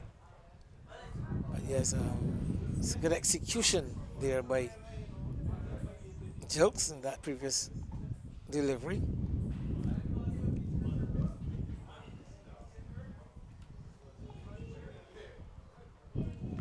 Edged off the outside edge, down to deep third. Good work again in the deep and keeping the scoring down to 2, but a false shot, if you can call it that. But at this stage of the innings, everything must go. Yeah. He had a big swing at that delivery off the outside edge. Obviously, no man at slip, but good work in the deep by the man at deep third. 2 more runs to the total. Carrington is a interesting. Prospect. Well, I said interesting bowler. Very strongly built, looks very athletic, does have a turn of pace. Looks like something that can be worked upon. Looking to again be innovative, was Born looking to play a bit of a lap, that lifting it over fine leg and not managing to get contact with that final delivery, which turns out to be a dot ball. We've got 2 more overs left, 38 gone, 171 for 6. And now, what would you suggest with these 2 overs left, though, that the Centre of Excellence, a total that the Centre of Excellence may be aspiring towards from this stage? Well, they got 11 from that last over and 6 from the previous over from Daramido. He's going to bowl the last over. I think if they can get at least 10 runs, I think 180 is a good score in the circumstance. Well, actually, they've got 2 overs left. Two Yes, overs, yes. right. This is the penultimate over. Yeah, so another 15 to 20 runs. Another one, 190. 190. We look at? Yeah, 190. And anything more than that is bonus. Yeah. Right, Daramido brought into the attack at a very, very belated stage of the innings. Now to bowl his second over, the penultimate over of the innings, having conceded 6 in his first over. As we watch the field with the left-handed Jilts on strike. Short third, backward point, deep cover, extra cover, long off, long on, deep mid wicket, deep square, and the man at backward square, bordering on the fine leg. As this ball is hit out towards that fielder at deep forward square, decides to wait for it on the first bounce, and the batsman coming back for a second run. As the return goes up to the non-striker, saying, any chance of maybe have to take a catch there, Kwame, do you think? I think there's one of those ones that he had to make up his mind early. From the time he hesitated, he really couldn't go any further there. So he decided to give up the catch and save the 2 runs. Down the wicket. Here he comes into action, that man at deep square once again. This time the ball is travelling a much straighter to him. And the batters settle for the 1 run quite early.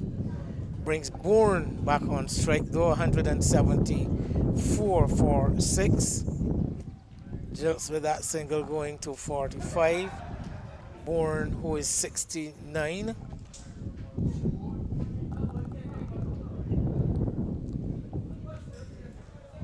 Waits for Daramido.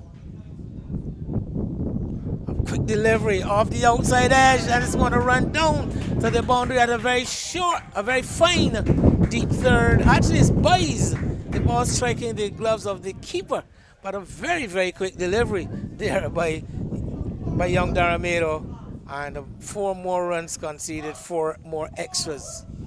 He surprised the batsman and the wicketkeeper. Caused the keeper some pain too. Well, it was pain for the side. The boundary itself was pain.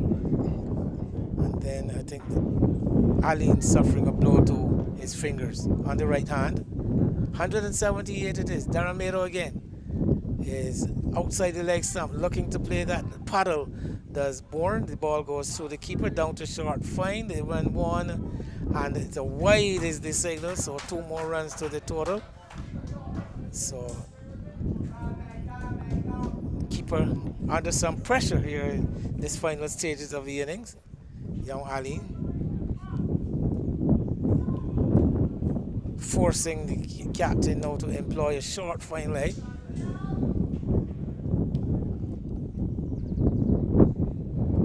Deer taking the pace off, goes for a big swing, chance for a catch, not taken by the fielder coming in from extra cover, let off for Jilts.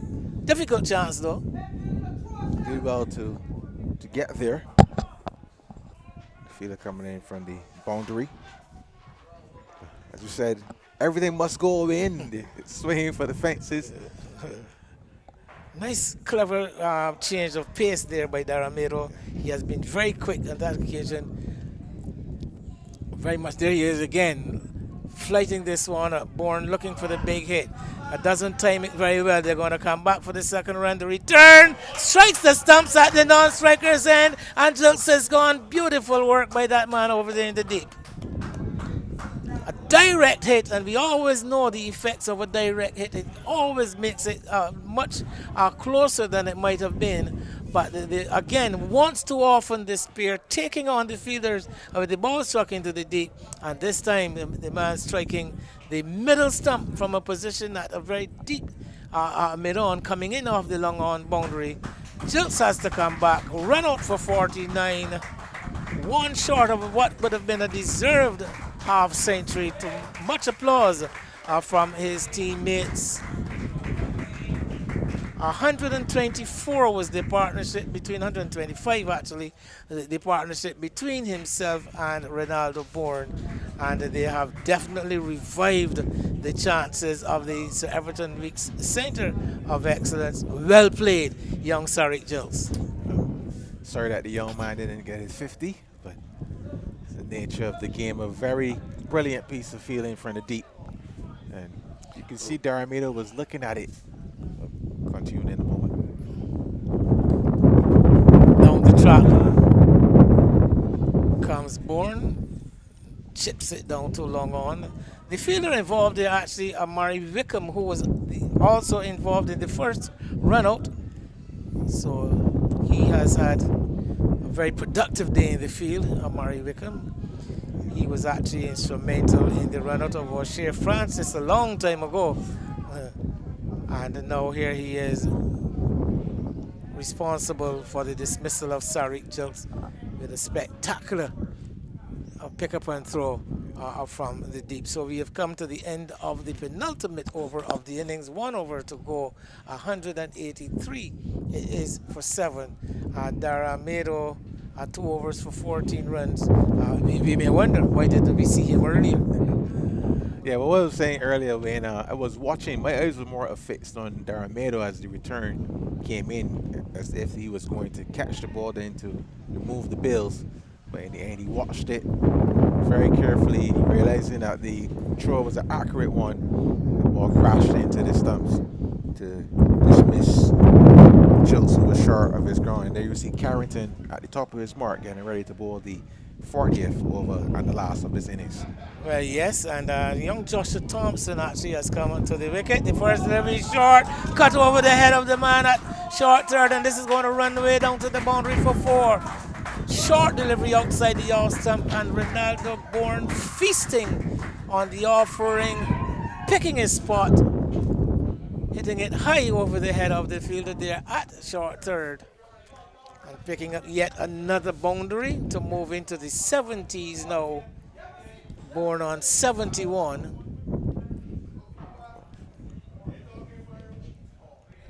The total 75, in fact. The total 187 for 7.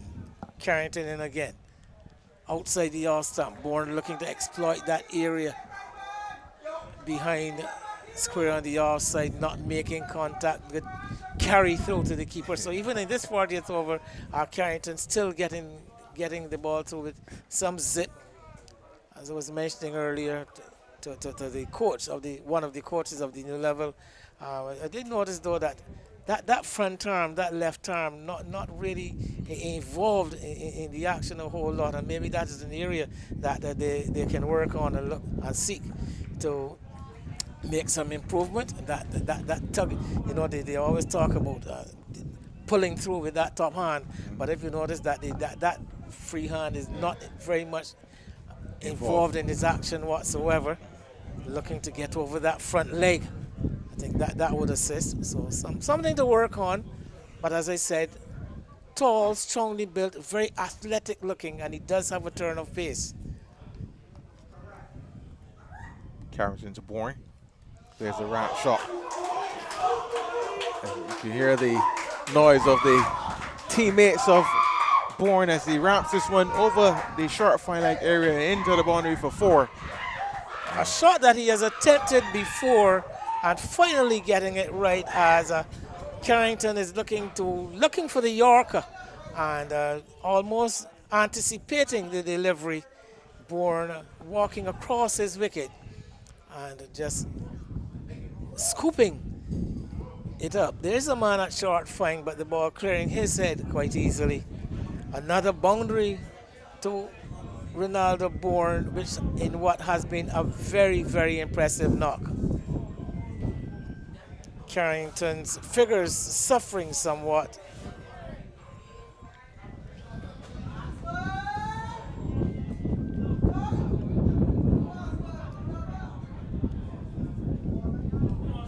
Two deliveries left in the 7th over. He's conceded 45 runs. Here he comes into Bourne. Bowls a short delivery.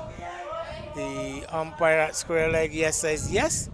That is in fact a wide, dug in short, more in his half from Carrington, and the ball ballooning over the head of the batter into the gloves of the keeper. One more to the total, an extra delivery to be bowled. 192 for 7. It is now with Bourne going on to 79. There he is looking for the big side. The ball off the outside edge is going to fall well short of the man at the third, and some hesitation in releasing the ball, allowing the batsman to come back for a second run. So as I said, picked up at deep third by Amari Wickham, but because the fact that there's no one at the stumps at the striker's end hesitating to release it, and quickly spotted by Bourne at the non-striker's end, calling his man Thompson through for a second run, which they got easily. 2 more to him. It's 194 for 7. Full toss hit. Back hitting the stumps at the non-striker's end. Luckily for Thompson, the ball not actually touching the bowler, but they get a single. So the innings comes to an end. Quite entertaining it turned out to be. An innings in 2 parts, Kwame. The first section dominated by the new level coaching academy, at one point having the Center of Excellence reeling at 57 for 6, and then we had a show. It was a show called the Ronaldo Bourne Sarit Jilk Show, and in the end, Bourne left not out on 82.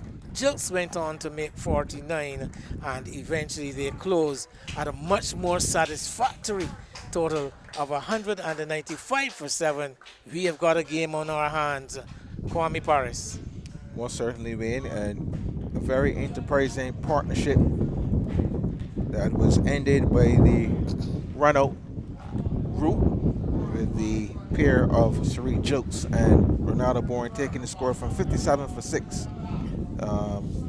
in 17.2 overs to 182 for 7 at the time in the 38th over. 5 balls completed then, and then in the end, Bourne not out, progressing the score for the next level coaching academy to 195 for 7 in their 40 overs. So it's Everton Weeks Center of Excellence. We need 196 in order to win this game and advance to the To the finals final. of the Sagari Sobers International Under 19 Cricket Tournament. Come tomorrow. So just a quick recap for our listeners before we take the break. Winning the toss and opting to field the new level coaching academy and the Center of Excellence lost Tyrese Harewood for 28. DeMarco Maynard no score. O'Shea Francis 4. Giovanni Lovell no score. Ramiro Stout the captain 10. Jaden Joseph for 3. Sari Jilks for 49. Ronaldo Bourne, the hero of the innings, left not out on 82 from 89 deliveries. 6 fours and the only 2 sixes of the innings. There were some 19 extras, adding to a total of 195 for 7. Zachary Carrington, 7 overs for 49. Zaire Carter, 8 overs for 27. Zari Carter, 8 overs for 24, and Daniram Daramedo, 2 overs for 14. They didn't feature among the wickets. The only wicket takers being Devon Clark, the right-arm medium pacer, 8 overs, 2 maidens, 4 for 30, and Azari Small, the off-spinner, 7 overs, 44 runs, and 1 wicket. But one must make a special mention of the off-spinner Zari Carter, although not getting a wicket, 8 overs, 1 maiden, and only at 24 runs. Correct. We're very economical in his ball instinct, Zari Carter.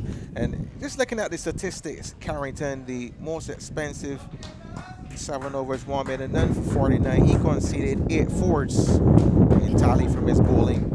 And as we mentioned, Devon Clark, 4 for 30, the standout operator for the Sir Everton Week's Center of Excellence with figures of 8 overs, 2 minutes, 4 for 30. Well, with 196 to win, we'll see what the next level coaching academy has in the bag as far as their batting. We saw them bowl, and we've also seen the Sir Everton Week's Center of Excellence bat, and the positions will be exchanged. Hopefully, we will have an exciting game later in the afternoon when the game continues. But for the moment, that's it from here at the Windward ground until the resumption. Handing it back over.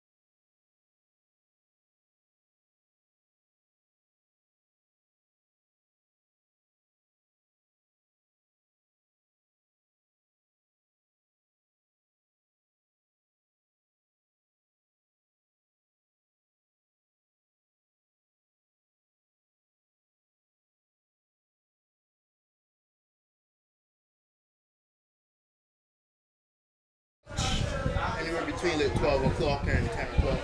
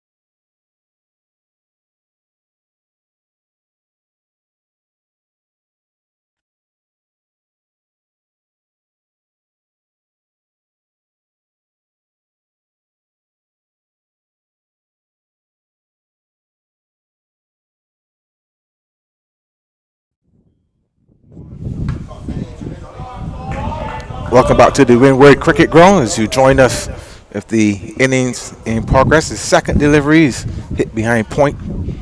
So Everton Weeks Centre of Excellence chasing 196 to put their ticket into the finals.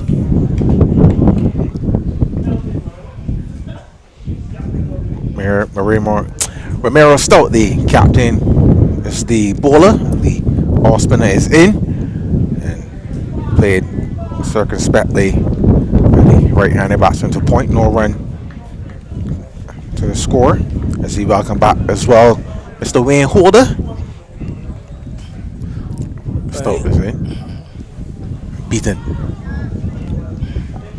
And a very important phase of the game, the new ball, the start of this chase by the Next Level Coaching Academy. Themselves boasting a fairly formidable batting lineup. Stoke is in. Slower delivery, just floated inside the off center. The batsman coming forward, attempting a drive, very nonchalantly beaten, not collected cleanly by the wicket keeper.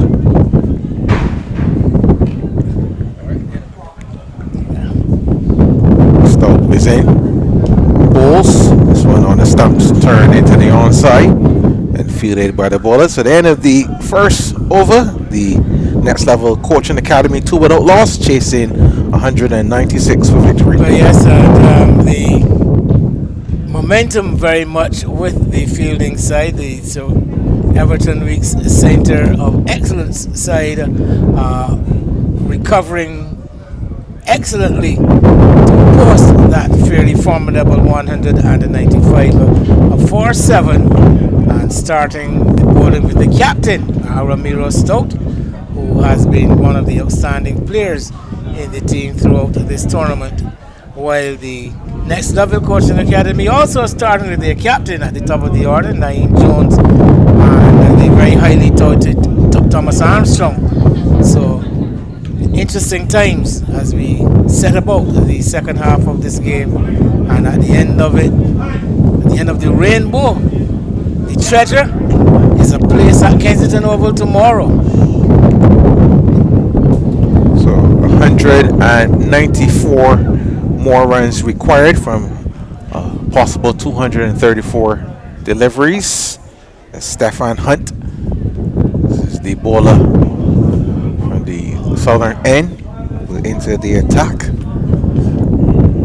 It's going to bowl to Naeem Jones. In terms of the field, there's a slip, 2 slips on the gully. Man at point, man at cover, extra cover, mid off, mid on, and a man at deep fine leg. So we await Hunt. In to bowl to Jones. And Jones is allowing this one to go through to the wicketkeeper. Good carry. The first hit is rather far back, Wayne. I don't know if they're just going to carry it. Suggesting that he thinks that Hunt has some extra pace. Be able to extract some extra pace. The first time I noticed looking at Stefan Hunt, though, Kwame, is his likeness to Miguel Cummins, even in his approach, even as he starts his running and everything, the action, everything. A lot of Miguel Cummins I'm seeing there, but of course, the young man having a personality of his own, I'm sure. Might not even know who's Miguel Cummins. Yeah, right arm medium fast, looking like. The track here at Windward, though, traditionally a very even surface. I know the cricketers in Barbados always rate the conditions here at Windward very highly. Short delivery, cut away, not fielded cleanly by the fielder. Dive into his left. Batsman across for a single, so Jones is off the mark. Always a track with some pace and carry, good bounce, even for the spinners. But you see that man in there in the cover area in some distress, Kwame, having fielded the ball. I don't know if he fell badly, but he seemed to be writhing in pain, agonizingly so, as he's now being helped to his feet. But having a dive at the ball, I think it seems to be somewhere on the right leg, one of his legs, the knee. Something. It happens so simply. You never would have imagined that this would be the outcome. And now he is actually being carried from the field, seemingly in some pain, and an early incident. Now able to hobble away into the pavilion, assisted by the coach, Kevin Beckles, and also his captain, Ramiro Stout. So the senior leadership in the side coming to the rescue. It's actually the first innings hero, Ronaldo Bourne. It is Bourne that is going to be quite a blow if he's not able to take the field, because he's very much part of the bowling lineup also for this Centre of Excellence side. Bourne, I say. So we wait for the game to resume. The first two deliveries in this over have been recorded as wides. So still 5 legal deliveries left. As Hunt comes in now to bowl to Armstrong, squares up.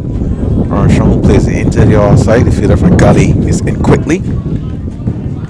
Thomas Armstrong, I think he got a century in the local domestic cricket competition a few weeks ago, playing for the BCA youth in the first division. I think he's earned himself a place now into the elite side of the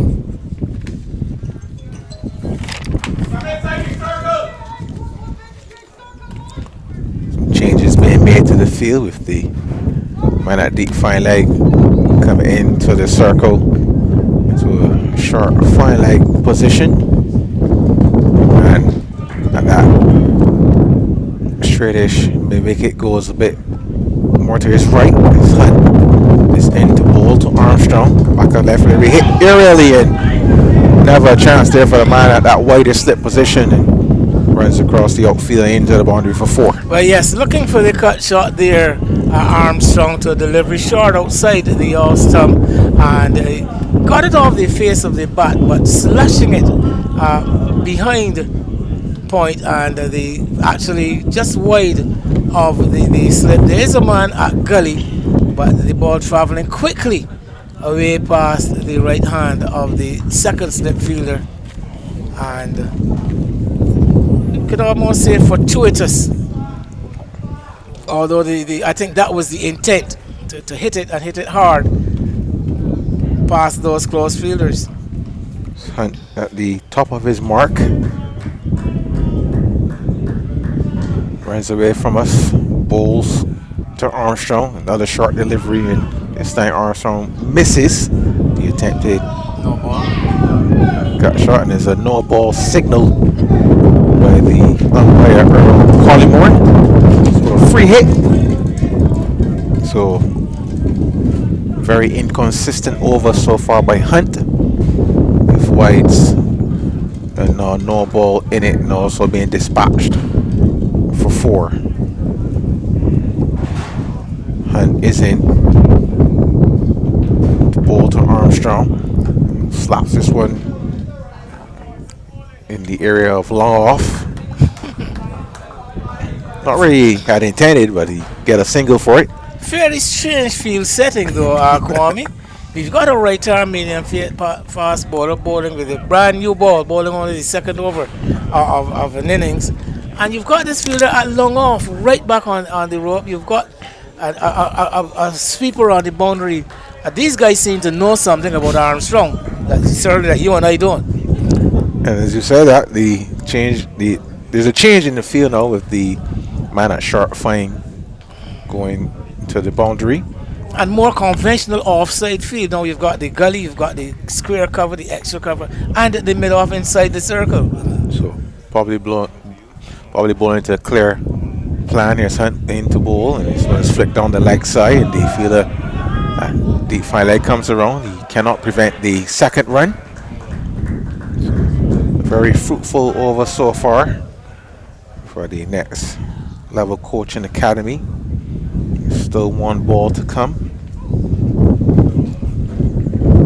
Lots of activity in this over. 11 runs yielded.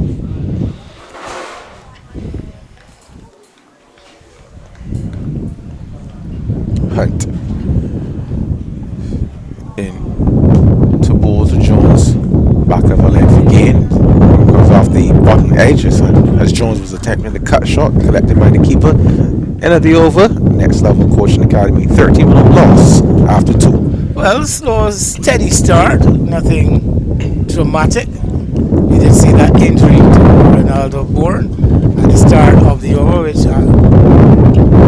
really elongated the time it took to get through.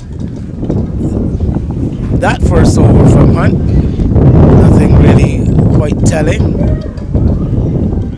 And the game still to unfold. I think Ramiro Stout, though, the captain of the Everton League side, his role is going to be crucial. He's normally among their main wicket takers, bowling his off spin.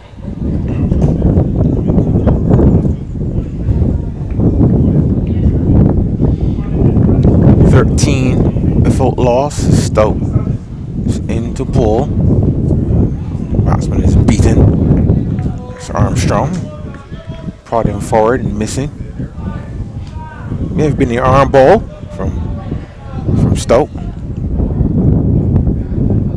Stout is in again. Balls. This one plays back to a relatively full delivery. Manages just to squeeze it out. You heard the oohs and ahs from the bowler and wicketkeeper respectively. Stout building some pressure. He's in on balls. Delivery just on about the off stump, and Armstrong, he doesn't seem to want to fully commit to a shot there, Wayne. He's very languid in his approach, very slow on those deliveries. It'd be interesting to see if Stoke can get one of those deliveries pitching on the stumps, back of a length, and Armstrong misses the cut shot. Playing more the line there, though, that delivery pitching much too close for that shot. But again, because it was outside the line of the off stump, I think he thought he could get away with it. This one is in. This one is driven. They get a single here as he drags this one through a squarish cover. Armstrong, a lot better looking shot from Armstrong. More conviction in it. I think that ball probably a bit was lined up a bit straighter, more and more on the line of the stumps. So obviously having to then come forward and keep it out. So he's transferred the strike over to his captain. Stout with 1, 2, just 3 fielders on the onside. He's got a man at the sweeper position on the boundary at cover. Outside the off stump, Jones leaves it alone. End of the over. Interesting enough, he used the change of angle in the last delivery there, Wayne, coming around the wicket. Jones offered no stroke on that occasion. Feature of the limited overs game in modern times, starting with a spin, which has become a global feature basically, especially the finger spinners particularly, starting with this new ball, and in this case a combination of a spin and pace. We see an immediate change of bowling change coming from the southern end. Kwame, looking at Stefan Hunt is replaced.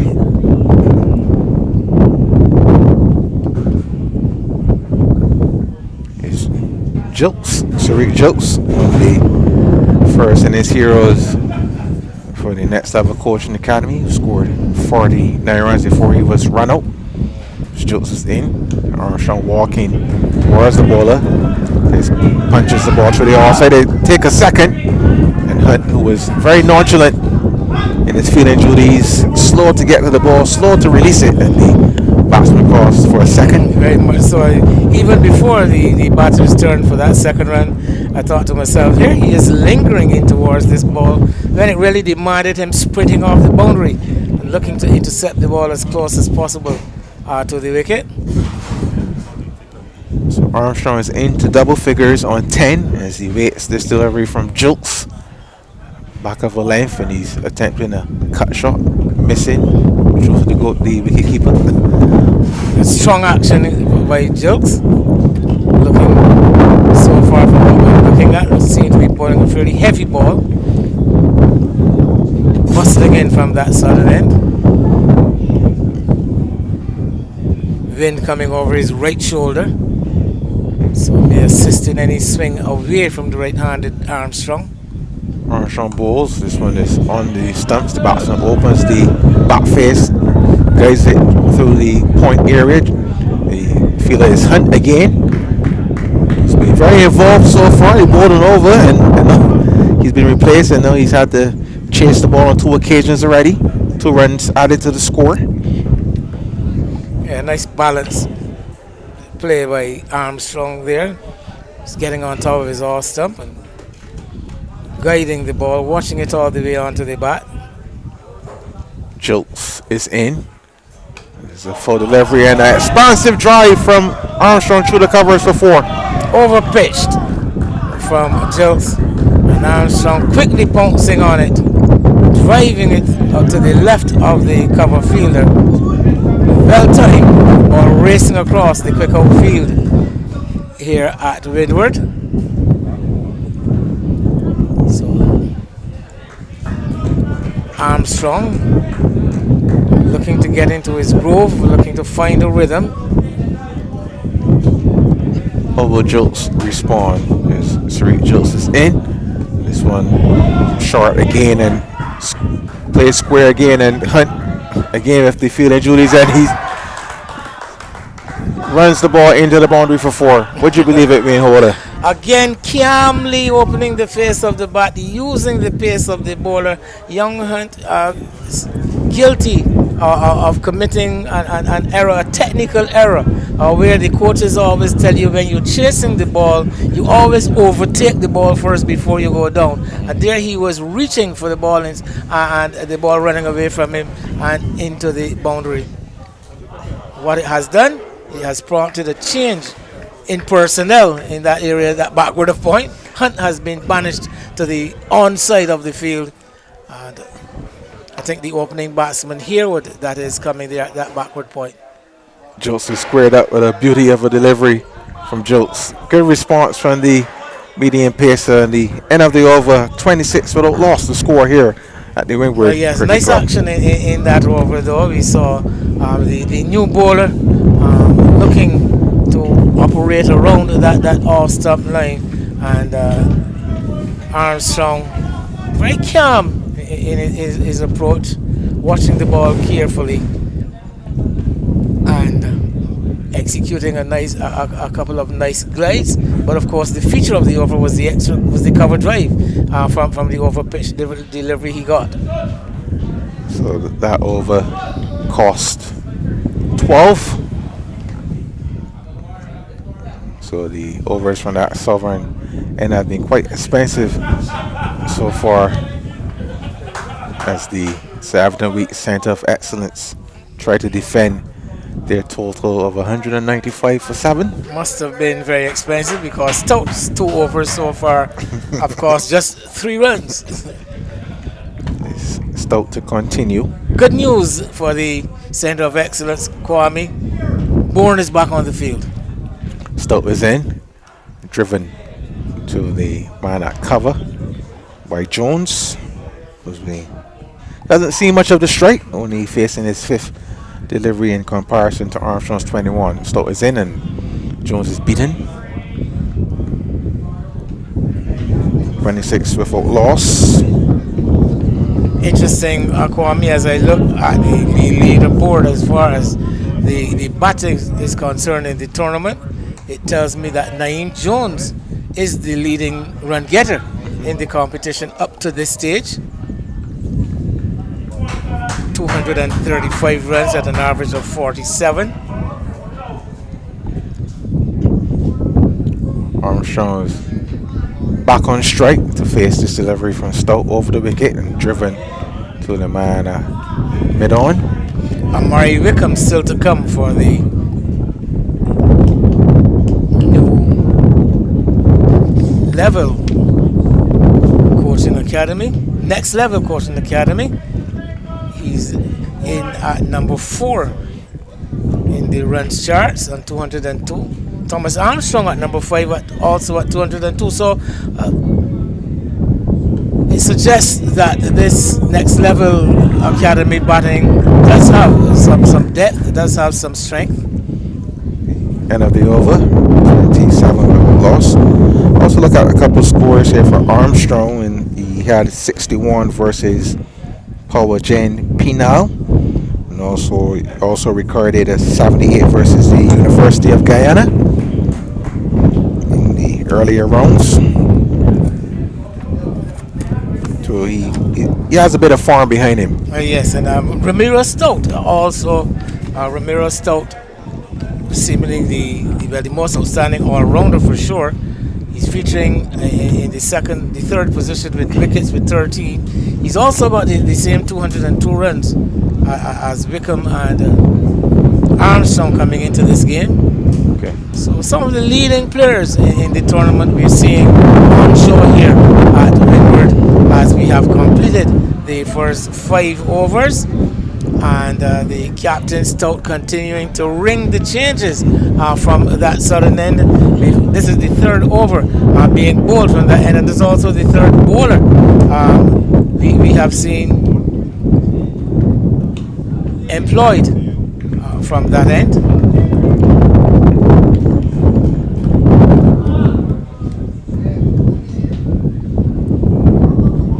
Joshua Thompson. He's bowling.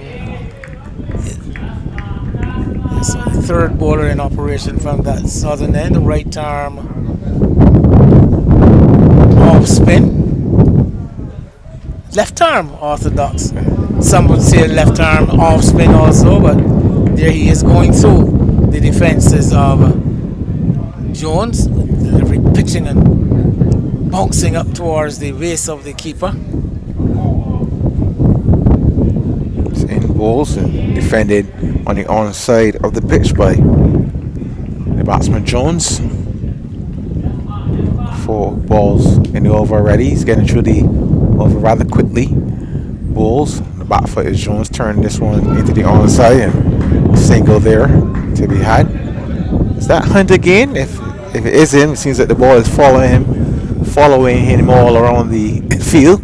Rather lethargic though. I noticed from the fielder, rather the general demeanor of the Centre of Excellence fielders. I think rather lethargic at this early stage of the innings, at least. Let's get this delivery from Thompson.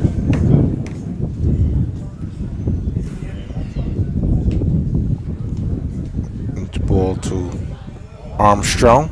Back foot, and there's a short delivery which is hammered off the back foot through the cover area for 4. And once again Armstrong pouncing on anything loose, dispatching this ball to the boundary. End of the over, 32 without loss after 6. Very well timed and struck very well by Armstrong. So he has taken up the mantle that he will be the one looking to press on in this partnership in association with his captain, who has so far adopted a more sedate role. Early days yet it is.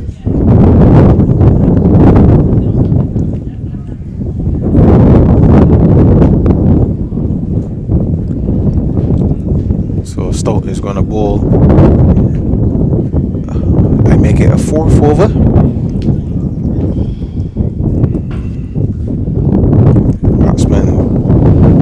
Strike is Naeem Jones, the captain. It's captain to captain, actually.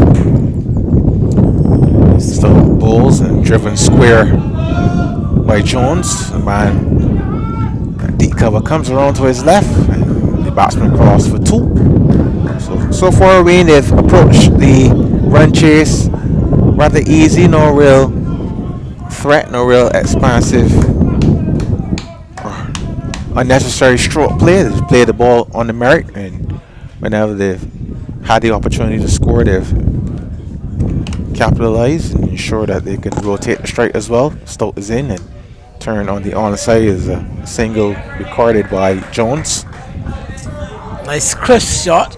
Ball on the legs. And playing with a very straight bat. Not looking to go across the line there, Jones. Could be sometimes batters tend to get carried away and play across the line of deliveries, angling into that middle of the leg stump. But making sure that he met that delivery with the full face of his bat. 35 volt loss, 161 more required from 201 deliveries. His Stoke is into ball to Armstrong. Plays this one to the man cover coming around. Well flighted, Armstrong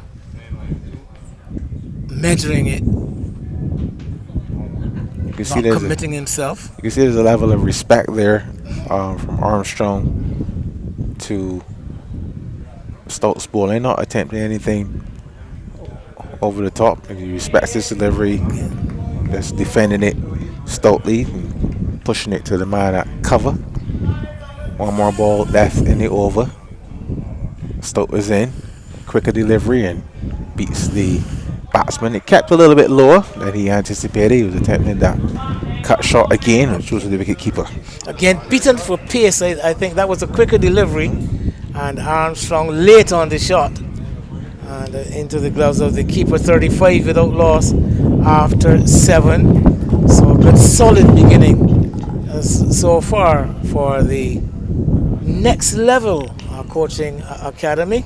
This team, Kwame, a combination, a combined St. Michael's School Queen's College unit, making for a very strong team in this competition. If you know, the St. Michael's School dominating the school division in local domestic competitions for a few years now, and a very strong program at Queen's College where they have teams competing at the intermediate schools level, and with some success. The coaches are Barry Ford from Queen's College and Dario Cummins at St. Michael's, combining their forces for this competition. Full delivery played up too long, mid-on, ball travelling much too quickly to even think of a single well-timed. The left armer in Joshua Thompson. Driving, beats the inner field and into the boundary, is going to run for 4. Stout will only go to retrieve. There he is, piercing the offside, a very, very packed offside field, Kwame. There's a cover, or extra cover, fairly short. Then there's the more conventional cover fielder. There's the sweeper on the boundary, there's the mid-off wide, and there we saw Armstrong coming onto the front foot, beating those two inner fielders, and the two on the outer ring never having a chance. Beautifully executed. Pick the gap there. And Stoke coming around. As a matter of fact, it's Jones who played the shot, not Armstrong. First, some commentators says he found the gap with surgical precision.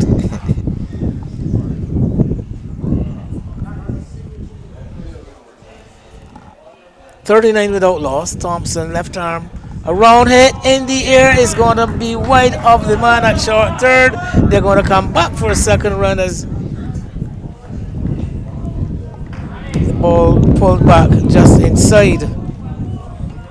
Well, not just inside, but inside the deep boundary by Herwood.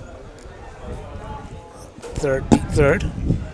Couple more runs to Jones. He now moves up to 14. He's again on the back foot, but this time playing with a vertical bat. That ball a lot closer to the off stump. And not looking to play it with the horizontal bat. This time standing up straight and just opening the face and running it square on the offside and picking up a single. Good, clever play. We see that Jones has started to play more shots up his tempo.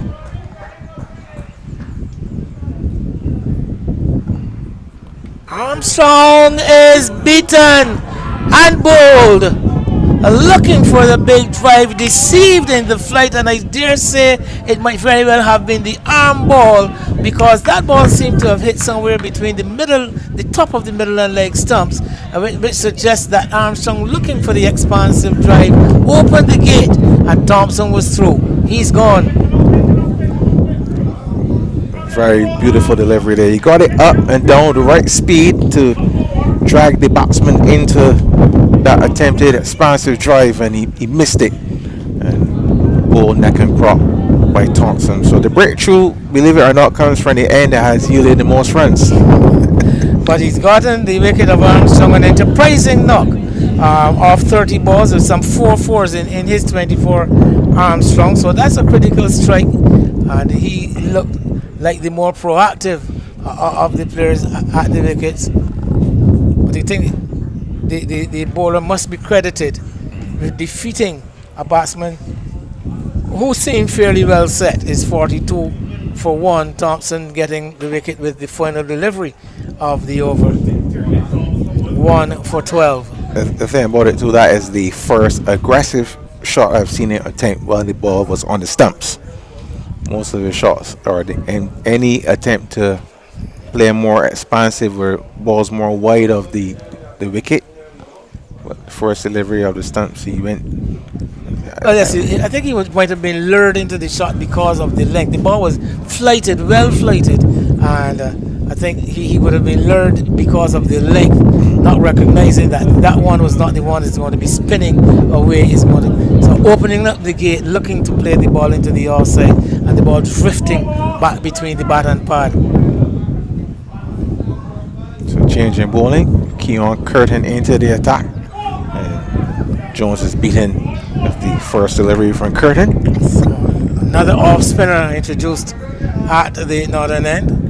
Again, I find both Armstrong and Jones guilty of playing back to deliveries, which I dare say are pitching a bit too close to them, and would well do much better if they would get onto the front foot, like he did on that occasion. Of course, that was a much fuller delivery. I think he actually got to it on the full, Jones, and stroked it out to the deep cover fielder. So he gets off strike and brings Micaiah Bradshaw, the number 3 batter, into strike for the first time. Bradshaw, lanky left-handed batter. So the matchup with the off spinner to the left-hander, very much in favor of the bowler. I don't know about your thoughts on this whole idea of matchups, Kwame. I don't quite like it, especially when you follow the cricket and someone says someone didn't bowl because of the matchup. Yeah, I always thought that good bowlers get batsmen out and bowl well whoever they bowl at. First delivery is floated up, and Bradshaw onto the front foot, strokes it back along the pitch for the bowler Curtin to field. And this time he's actually using his feet, leaving his crease, slightly deceived in the flight, having to play the check defensive shot. He didn't seem all too certain with the defensive shot either. It came from the inside portion of the bat. Tall young man is Bradshaw. This time he's on the front foot. That one is down the leg side, taken by the keeper Joseph, Jaden Joseph, the keeper, diminutive player. Wide is the signal from umpire Codrington, so one more to the total. 44 for 1. Curtin in his first over. Around the wicket he comes, and again long on to the front foot is Bradshaw. When I say long, I mean long, because he's a long young man. Looking to close out the over here now is Curtin. Flies this one up, uses his feet well. Curtin and strokes it through the vacant mid-off position, brings the long on fielder into play.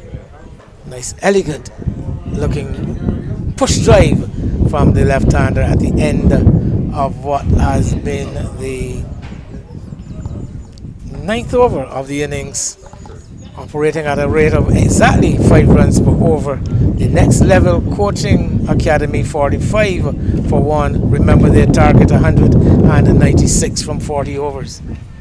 And Bradford getting off the mark with that punched on the ground. He will retain strike. So Thompson to ball to Bradford. So left-hander against left-hander. Yeah, the left armer to the left-hander. More even matchup, to use that term again. According to the experts, Joshua Thompson with 11 wickets in the tournament. Among the leading wicket takers, I think he's ranking at number 9. His is a name that you've seen popping up in local age group cricket over the last couple of seasons quite often. Another one of a plethora of left-arm orthodox spinners on offer in Barbados, in Barbados' local cricket at all levels. Left-arm spinners a dime a dozen here in local domestic cricket. Thompson bowling over the wicket to Bradshaw. The ball coming off the inner half of the bat into a vacant space clear on the onside. Called through for the single by his captain. And Bradshaw responds. So easily that single taken. He moves to 2. Yeah, and brings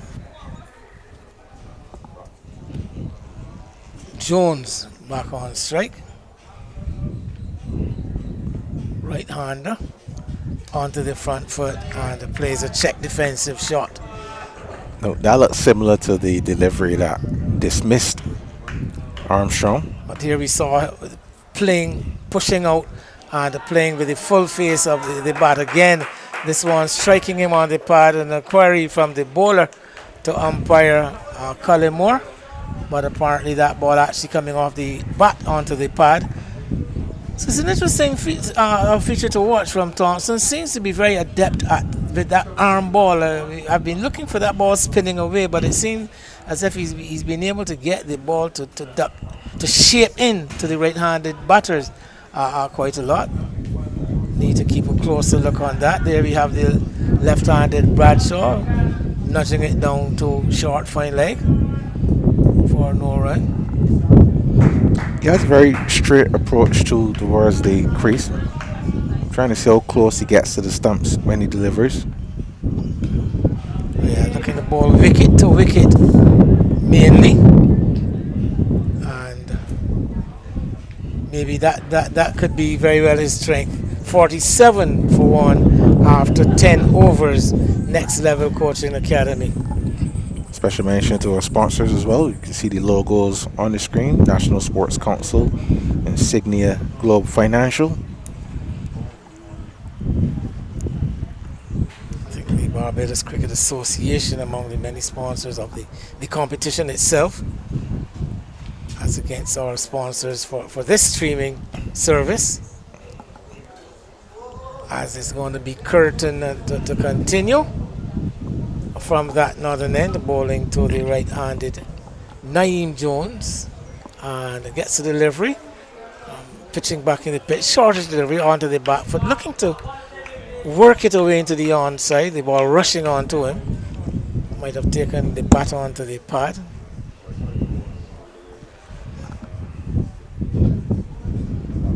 Again, choosing to go onto the back foot, pushes it into the outside. The batsman go quickly for the single. Stout is quickly around to his left, and his return is too late to prevent Bradshaw getting in his crease safely. But this shot here, Wayne, I think that was more appropriate for the first delivery. I watched him from this side-on position, and I was trying to understand why he was trying to hit that ball through the onside. The previous delivery. The left-handed Bradford now on strike to face Curtin. He's chipping it back along the pitch to the bowler. Again, a well-flighted delivery, bowling around the wicket to the left-hander, of course. The fielder from long off now being brought into the circle. So the challenge being offered, flighted up, coming down the track once again. Bradshaw, quite keen to get down the wicket. I think that time he got a bit too far down the track and ended up almost yorking himself, having to dig that one out of his toes eventually.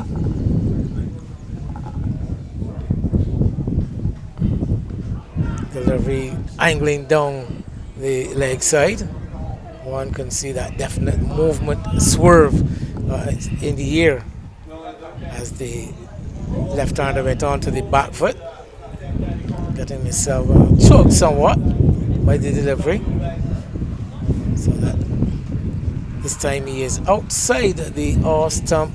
Again, it's a shot that I almost caution batters against, especially facing up to the off spinner, where you tended to try to hit the ball behind the wicket rather than keep the face of the bat, keep the ball in front of the wicket. I always think that batters are vulnerable, even more vulnerable of offering a catch to the keeper and maybe the slip.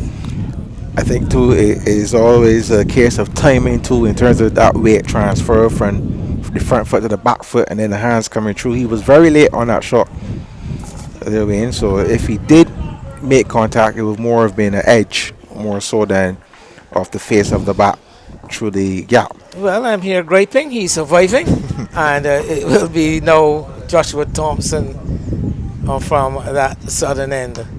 Stroked into the offside, they go for the single, the man at cover comes around to his left, doesn't pick it up cleanly, but the run was always on. The right-handed fielder having to move around to his left, and once the communication was in sync, the batters going through easily for the single. It's 49 for 1 at the start of the 12th. I'm excited to see Thompson into his work, especially that matchup with the right-handed Jones. Here he is to the left-handed Bradshaw, who is at the end choosing to play off the wicket, off the pitch, and going on to the back foot, push the 2 extra cover. Again, the angle of the left-arm bowler over the wicket, coming into the left-handed Bradshaw, standing tall, pushing it back along the pitch. Again, this one angling into the leg stump, and Bradshaw almost lured into committing the cardinal sin: never run on the misfield. Well, he's managed to get back into his crease and waits for the next delivery. Thompson getting through this over very quickly. This time he's choosing to come onto the front foot. To a delivery again, angling in towards that off stump. So Thompson, seemingly one of these bowlers who are committed to getting the batsman to play at a number of balls, play as many deliveries as possible, bowling wicket to wicket, and again choose again playing it off the wicket, standing in his crease and pushing another very, very well controlled over from the left arm orthodox spinner. What I've witnessed over the years, though, the difference between the right hand off spinner and the left handed orthodox, you find any more advanced off spinners try to develop the ball that goes the other way, in addition to having the arm ball. With traditionally the slow left arm orthodox just employs the normal off break and one that pitches and straightens, but you never really see one that goes the other way. Look at it. Unless there's that wristy type of spinner.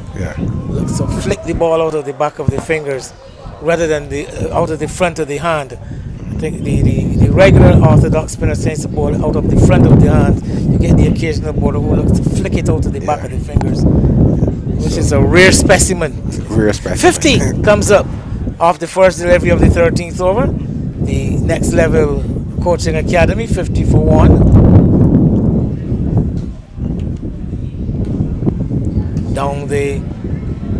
I said down the track, but he looks almost as he's chipping down the track, and then you recognize when he plays the ball, that back foot is still well grounded, so maybe he's starting from fairly deep in the crease. The off spinner is short, pulled around out towards deep backward square. They're going to take on the arm. No, they won't. Good strong return coming in from the deep, but Jones was quite interested in that second run. good call from the non-striker Brathwaite to send his captain back. You won't want to run out your captain. Well, you're not going to you're not going to run yourself out either. Or you wouldn't want to, at least.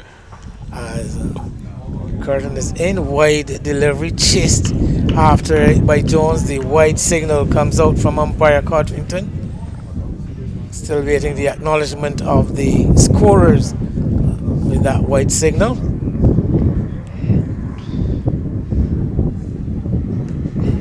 On the leg stump, played back along the track to the bowler. Jones has been there from the start, lost his partner Thomas Armstrong, and is beating the bowler to his left with this back foot punch down to long off, turning the strike over.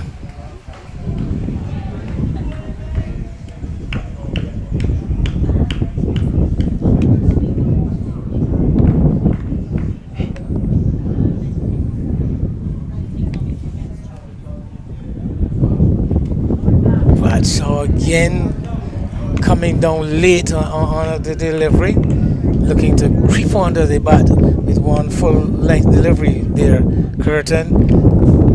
It brings us to the end of that over, the 13th of the innings. Next level of coaching academy in reply to 195 for 7 made by the Sir Everton Week Centre of Excellence, 53 for 1. Micah Brathwaite on 3. Curtin 3 overs for 8 runs. Thompson 4 for 15 and the wicket. And again, he's going to continue. Wouldn't be surprised if he's employed to go right through with his spell of 8 overs. So the matchup again, the left-handed Thompson to. Although I'm beginning to get the feeling though that Thompson is predominantly not looking actually to spin that ball out of the wicket away from the right-hander. He seems to be predominantly a bowler who is looking to get that drift in from off to leg, coming in to the right-handed batter, looking to get his dismissals like he did Armstrong with that ball going through the gate in between bat and pad, and also probably be targeting that front pad, looking for the leg before wicket decision. Tossing the ball from hand to hand as he waits Bradshaw to get in place. And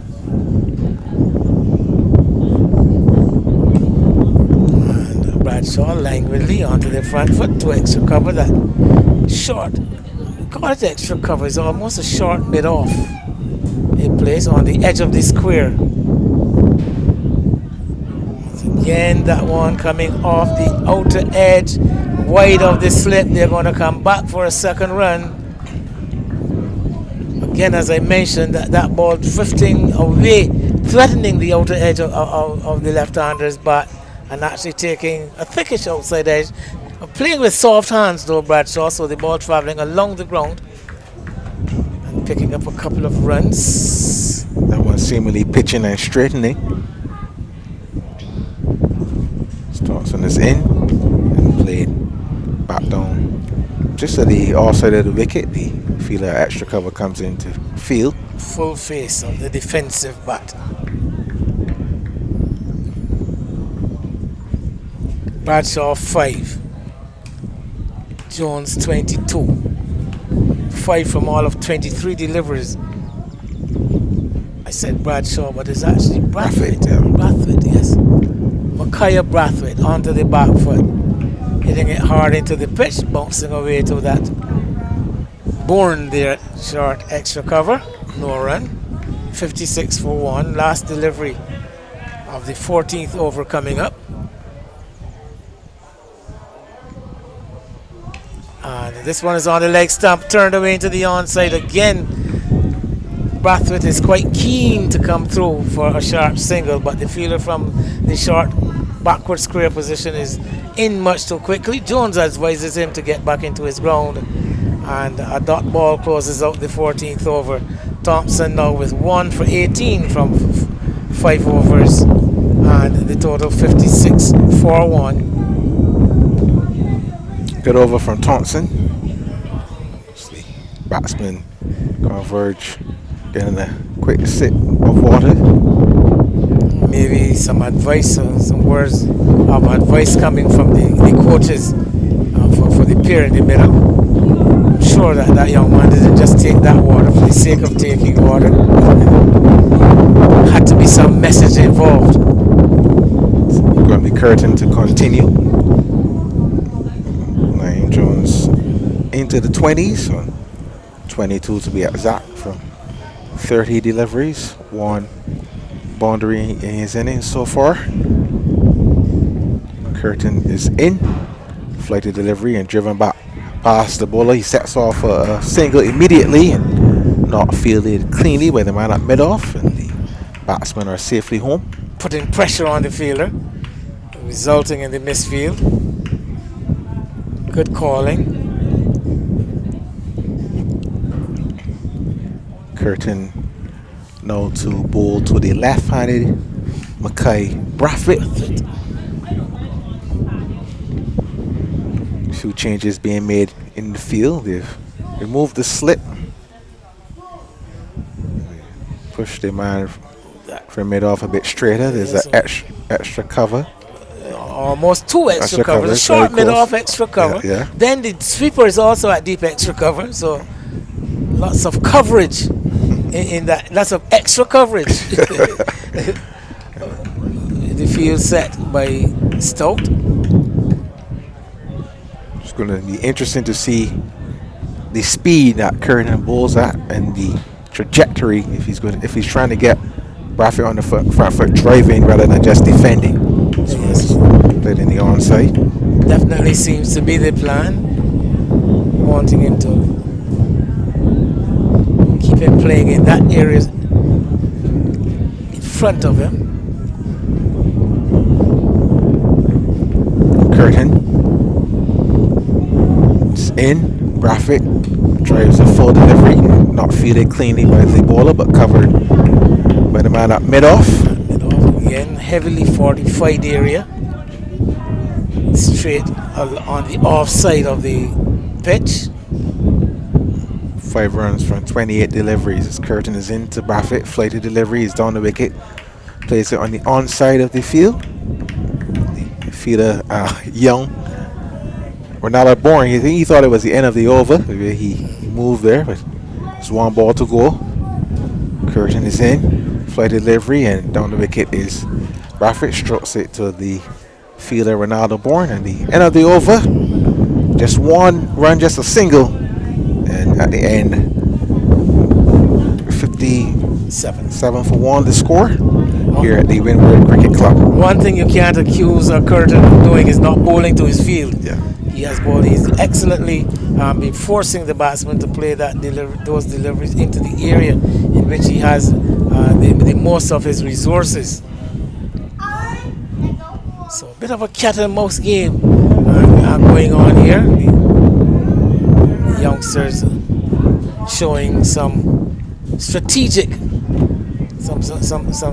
thinking on the part of the Cricket Center of Excellence. So the next level coaching academy won the toss and inserted the Everton Week Center of Excellence. They got to 195 for 7 in their 40 overs, and now chasing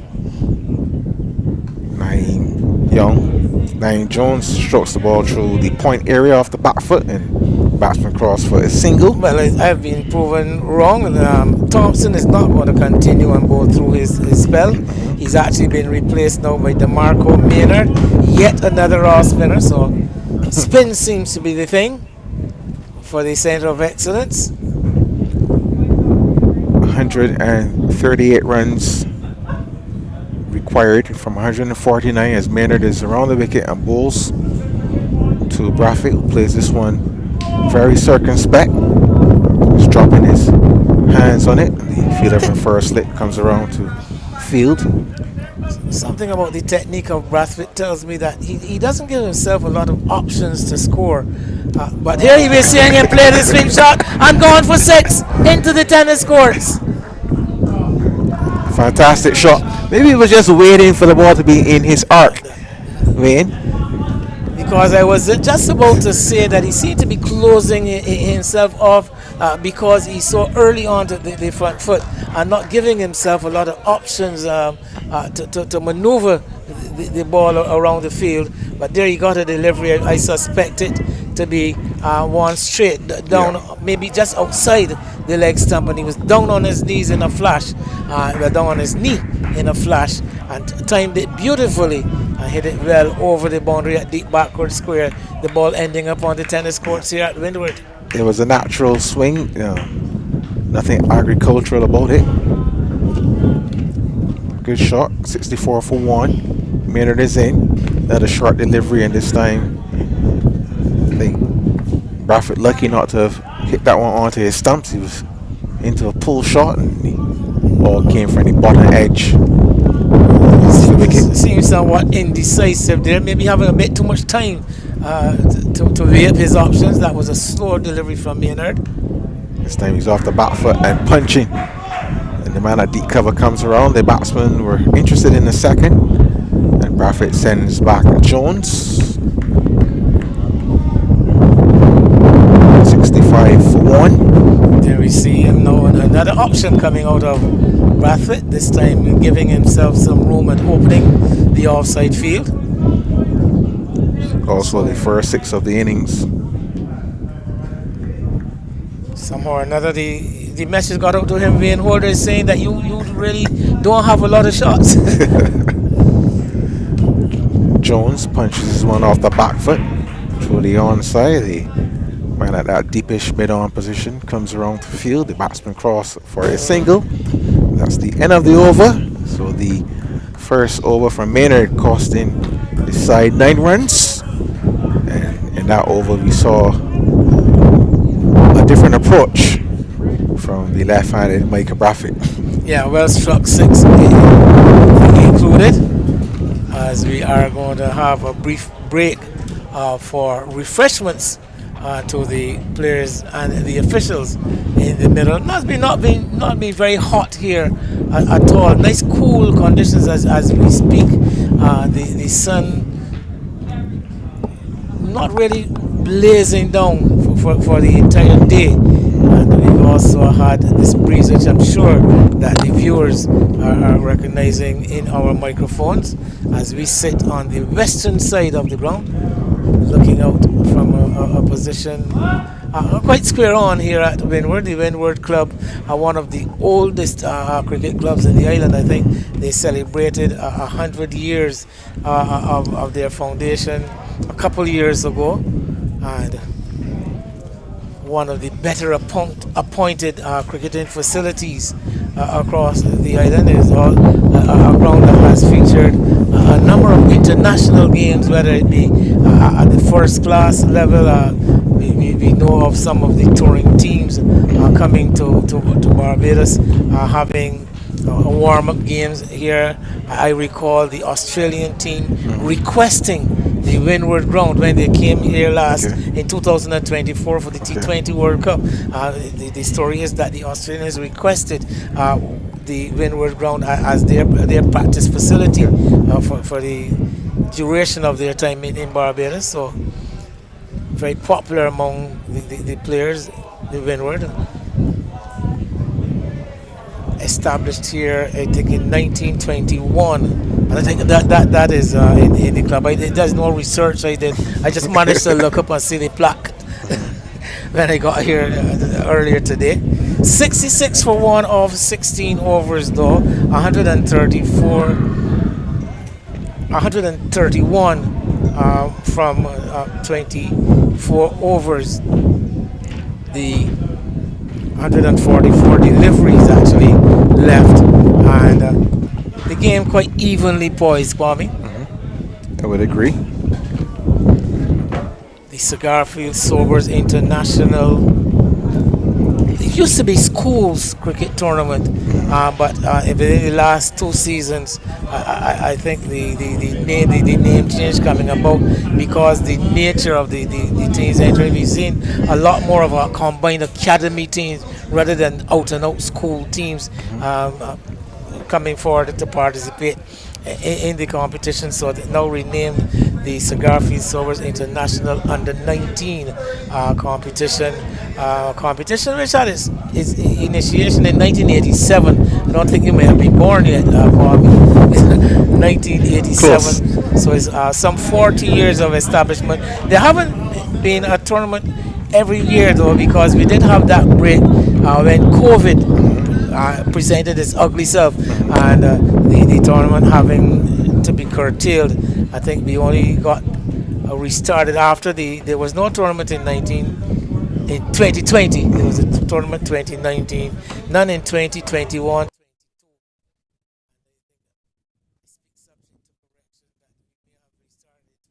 Definitely 2024 the tournament was played again.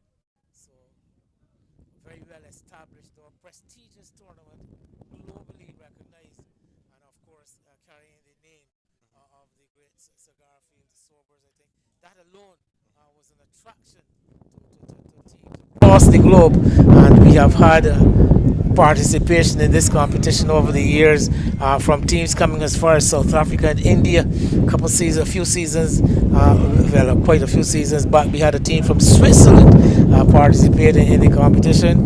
Very popular among the Caribbean islands. The Trinidadians have always sent their teams, and there was a time when the local teams found it difficult to get into the competition. So popular it was among those coming from outside of the island and even outside of the region. So all of that to tell you that the refreshment break has been completed, and we are about to resume with curtain starting again from that northern end right through the right-handed Jones. Quite concerted appeal coming from the fielder at backward point, maybe suggesting that ball might have struck probably the top of the pad. Well, but not taken cleanly by the keeper for sure. I actually thought it was an edge, but he's driving this one square of the wicket, beats the man at that short third man position, recovers the ball. The batsmen have crossed for 2 runs. Interesting delivery though, that first delivery of the over. Be nice to see whether that actually came off the edge of the bat. He definitely was beaten, Jones. From Jones' reaction, it didn't suggest that, but Curtin is in again, flighted delivery, and it's a strange looking shot from Jones, who gets away with it, hitting the ball just over the top of the man, that deepish mid-off position. The ball runs into the boundary for 4. Yes, you talk of a strange shot, almost cross-batting it, but getting it over the mid-off fielder. I think recognizing that the fielder was in at mid-off and deliberately looking to place it over his head. Succeeded in doing that, not necessarily in the most conventional manner. Curtin is in. This one is on the stumps and driven to the left of the man at extra cover. The man at the deep mid-off position comes across to collect. The batsman was looking for a second there, was never 2 on, in my opinion. Luckily for Jones, he was able to get back into his crease. So 73 for 1, Jones up to 32. And Brathwaite might say labored over his 12 runs from 34 deliveries, but importantly, he has remained in. He's gotten stuck in, and helping his captain to build a foundation. Curtin is in, and off the back foot is Brathwaite, punching the ball back to the bowler. Well, they would have started the run chase at a higher run rate. At the moment, it has dropped to just above 4. I think that was mainly due to the efforts of Thomas Armstrong. Good feeling from Ronaldo Bourne coming across and collecting that ball with his left hand, and the end of the over from Curtin, and the score 73 for 1 after 17 overs. Well, yes, and Curtin continues to be economical, Mhm. not threatening. Although we did see him go through and go past the outside edge, may have necessarily, but Jay Vader have taken the outside edge of Jones's bat at the start of his last over, but generally has been very controlled without creating a lot of problems for the batters. 5 overs for 16 runs. I think he will be very well satisfied, although he would want to see something in that right hand column, or something other than a 0. It's a bowling change as O'Shea Francis replaces DeMarco Maynard. Another off spinner apparently. Good Yeah. delivery and flight hit. It could be a mix up here, and in the end, Jones gets home. The return hits the batsman. He's shaking his left hand. I don't know if he struck.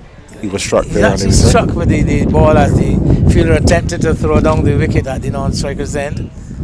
So he actually got struck with the ball. No intent involved. As a matter of fact, had no idea where the ball was coming from as he scampered to get into his ground at the non-striker's end. There was some turn on offer in that delivery and some bunks as well. Jones did well to keep it down as Francis is in.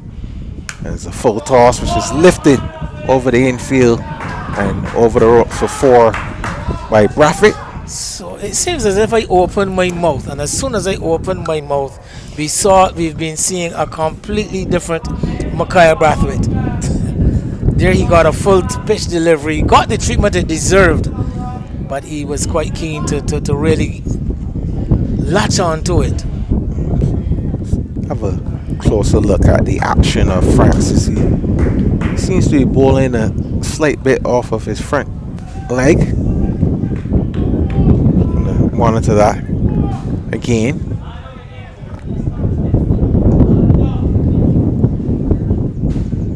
No.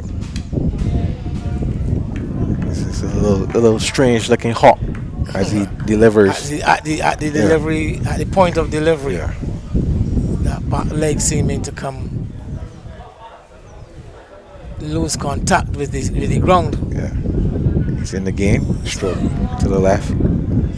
So more conviction we were seeing in the stroke play of Braffett, and you can tell there's a difference in approach as well after the water break. The batsmen have started to play more shots as Francis is in. A short delivery, attempted cut shot.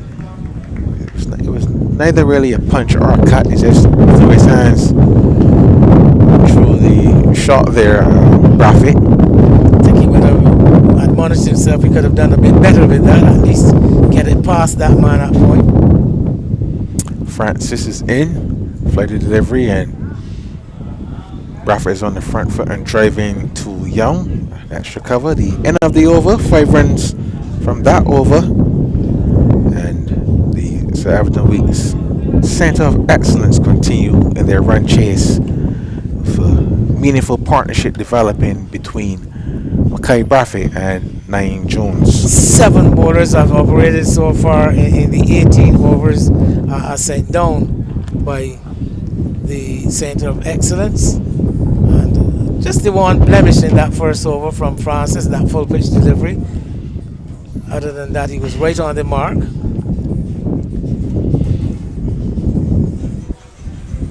It's Curtin to continue. Or is that Thompson? It seems to be, yes, looks like the left arm is going to be taking over from that northern end. Exchange ends. I wonder if that is a consideration from how the breeze is. Well, yes, because he will definitely be assisted. That delivery drifting back into the right-handed batter, he will definitely get some assistance with this rather stiff breeze coming across the ground. He starts with one outside the off stump that Jones gets off the back foot and punches away square, picks up a couple of runs. 80 for 1 and 18.1. The partnership 38 runs so far. As Thompson is in, short delivery, and plays the cut shot to the man at point. He took one hand off the bat in executing the shot.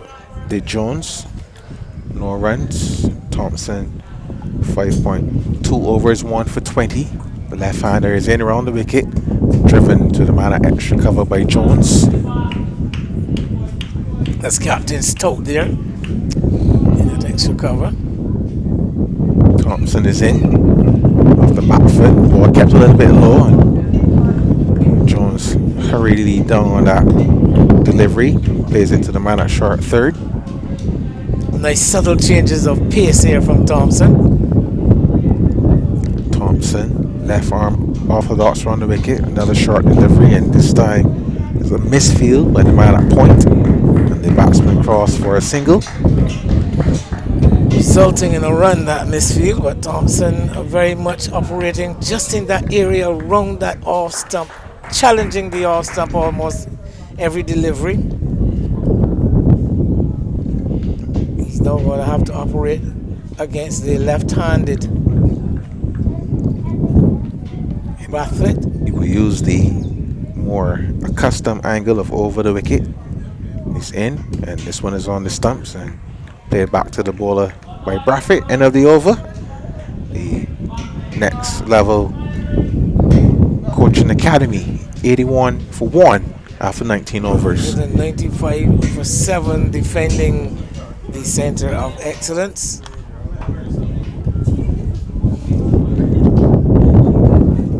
And as long as they can keep their wickets intact and keep resources for later, I don't think there's any issue here with the rate of scoring by the next level academy. And this pair have batted very intelligently, definitely playing to a plan.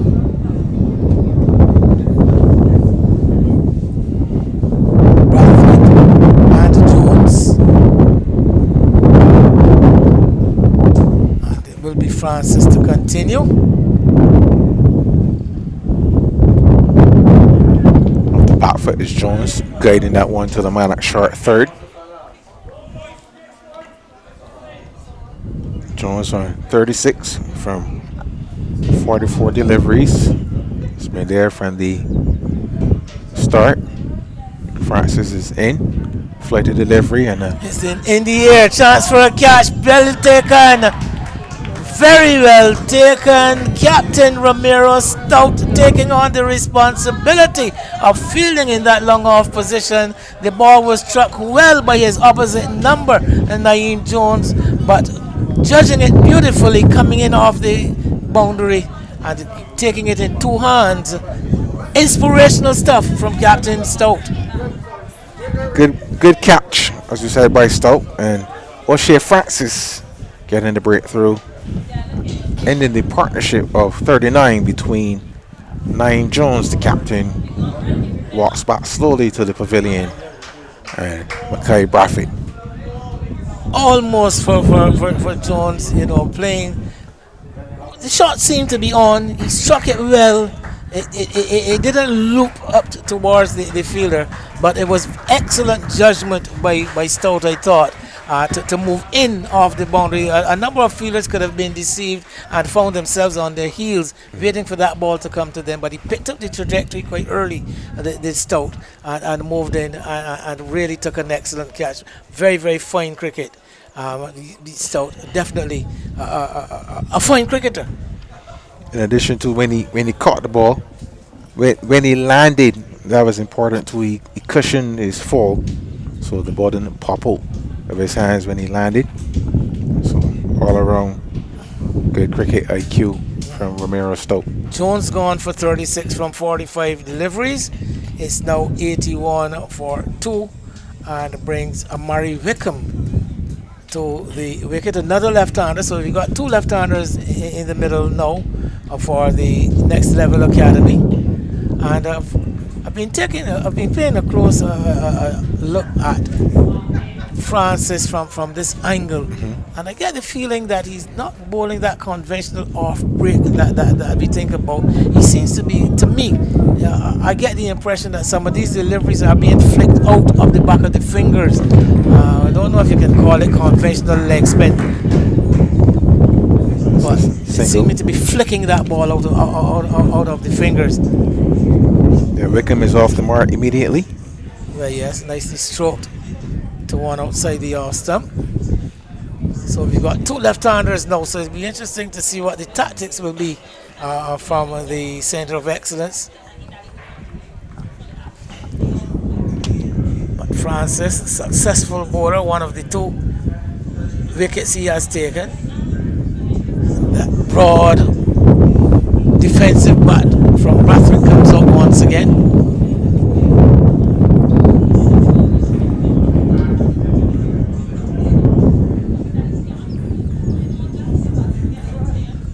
Down the wicket to a full delivery, well fielded to his own bowling by Francis.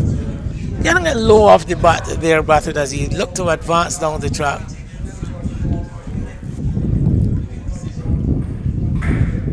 Having a look around the mid-on now brought into the circle. As this delivery is wide of the off stump, very wide too.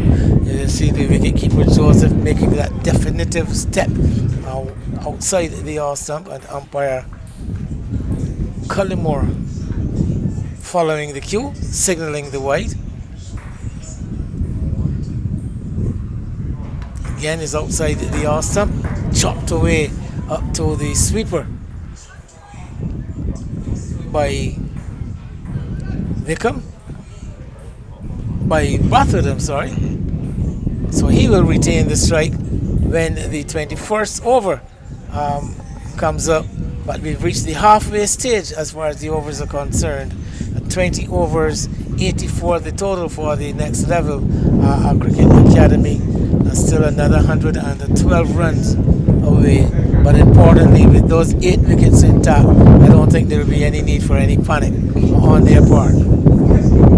Seems to be a change in bowling from this the northern end. Captain Stout. Ramiro Stoke returns to the bowling crease.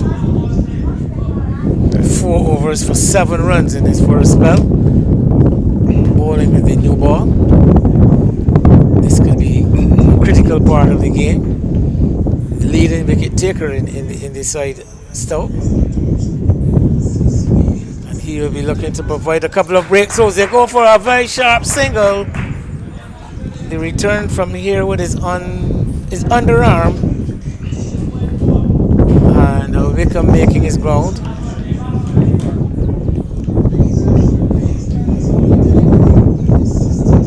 Brathwaite now up to 16.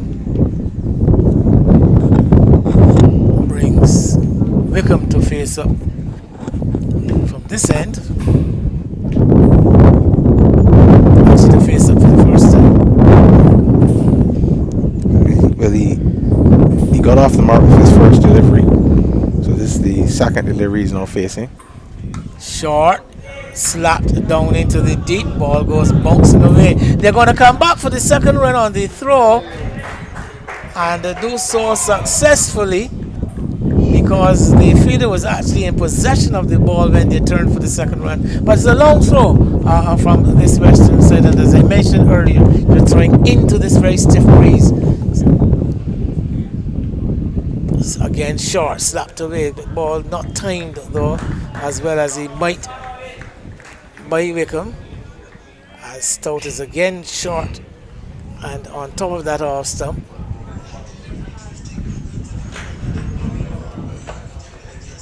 Short again, and reaching for it is Wickham, getting it down to the deep cover fielder. But this time he's coming onto the ball a lot more quickly, and the batsers don't even contemplate a second run. That fielder in the deep there being Francis.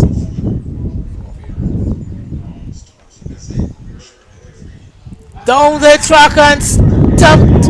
But see the umpire, the on-umpire Codrington giving the decision, interestingly, Kwame, because there we saw Brathwaite, who was very much intent on getting down the track, deceived in the flight, and the ball going past the bat into the gloves of the keeper who whipped the bails off. But notably, umpire Codrington, the standing umpire, giving the decision, which tells us that the ball actually struck the edge before it got through to the keeper. And I was actually looking for that 2-0 win because it's not exactly the most positive move towards the delivery. It's more like if he's walking through it in his stride, and once there Not was with any any positive intent, yes. once there was any movement, I always thought he would have found himself in trouble. And there, as you said, similar to earlier delivery in the over where he took significant pace off the delivery, just allowed the ball to do its work off the pitch. This time, Garfield caught in the middle of nowhere and producing the edge. Yeah, wicketkeeper Joseph doing the job, because even if the on umpire did not detect the edge, he made sure that he removed the bills with batted well out of his ground. And whereby I was looking towards the umpire, Mr. Cullimore, standing at point for the left-hander. It was actually Codrington, the standing umpire, giving the decision. Fine bowling though. So we talk about this all-round cricketer called Romero Stout, and there we see another string in his bow. We've had 2 wickets in relatively quick succession as well. Onto the front foot. You've got to watch umpire Codrington because he's a slow, smooth operator. And he tends to give those decisions, especially the leg before decisions, in a very deliberate manner. You've got to keep a close eye on him until you're absolutely sure that he has made the decision in the negative. So another successful over, as you mentioned, 2 wickets going down in quick succession, with Romero Stout involved in both taking the catch to get rid of his opposite number Jones and now taking the wicket. So the 2 batters who were involved in that second wicket partnership, both gone in the space of 2 overs. It's 88 for 3 from 21 overs. O'Shea Francis is tipped to continue. So 2 brand new batters at the wicket, Amari Wickham and Shaka Ali, the wicket keeper, coming now at number 5. Shaka, a student at Queen's College.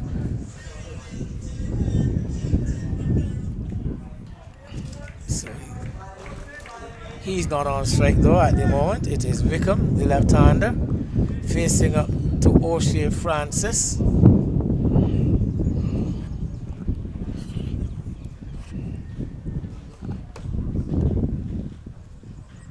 Short hit into the offside. The fielder at that deepish cover comes around to his left. Just the 1 run to Wickham.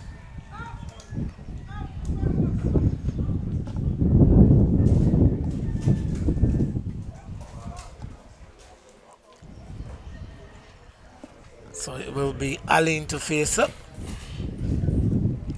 to Francis. Is that a guard of middle and leg he's taking? Looks that way from the stump cam. Looking at it, so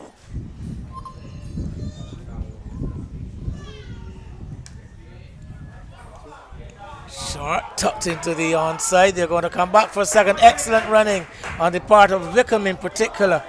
He got through that first run very, very quickly, almost lapped his partner. He was going to the danger end. There was never any danger in it for him. Explosive running from Wickham, as you say, converting that single into a second.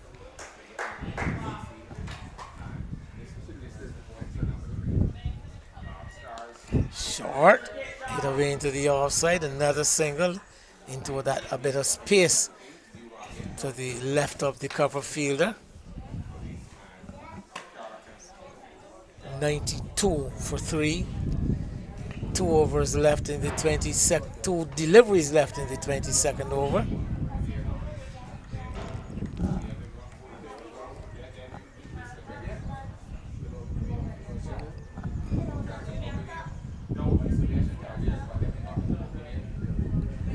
Taking a while to settle Wickham to get going again, as Francis around the wicket, pitches up and he's launched this one down the ground. One bounce into the side screen at a very straight long on position. And Wickham going big, going straight, going for a boundary. Good shot. No risk really involved in that. Both fielders in the circle. The fielders on the boundary have been employed here at that deep square leg position. Square leg more in front of square and in the deep fine leg for the off spinner. So well struck by Wickham. Total goes up to 96.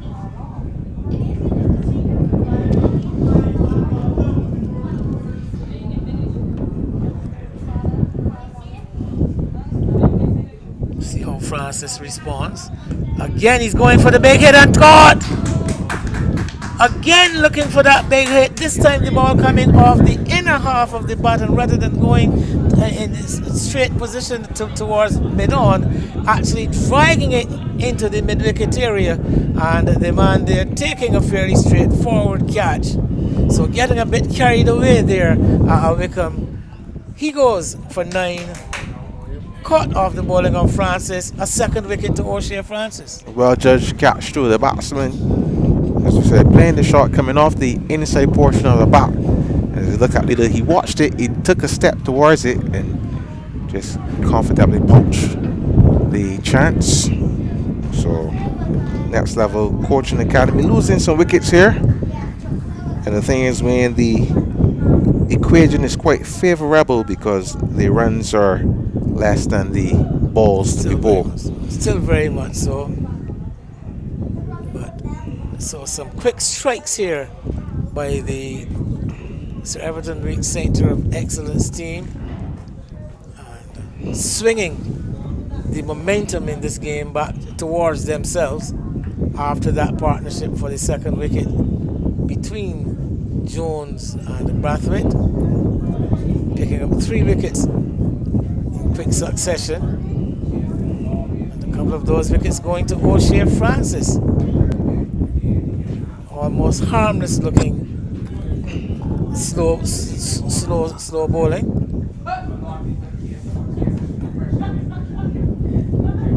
Thompson continues with his 7th over.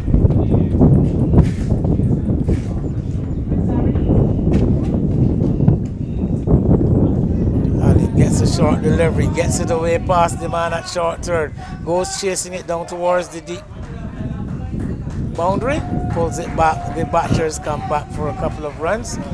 2 more to Shaka Alim.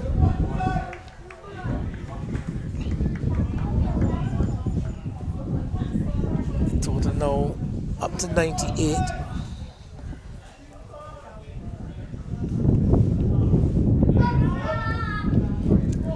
This time he finds the fielder at short third.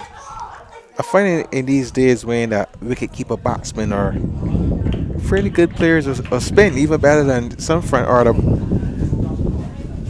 batsmen, frontline batsmen. Lovely shot. Only one. A nice flowing back foot drive. Well, I guess it may very well have something to do with the footwork needed in operating against spin bowling.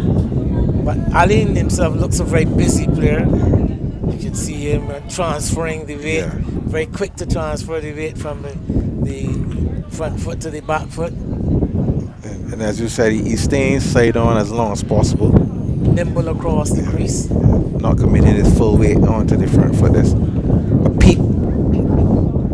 Judging there, it calls for good judgment of the length also.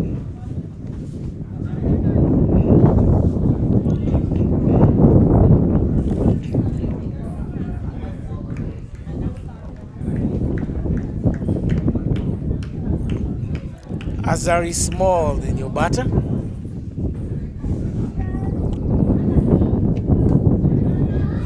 And plays a nice on drive, will only get 1. Looked a bit gingerly after the first couple of steps in his run. Maybe a bit of cramp or just trying to get loose. It's a little stiffness. Yeah. 23 overs gone. The 100 comes up off the final delivery of the 23rd over. The NLCA chasing 196 made by the EW COE. And if you add the SIR, the SEW COE.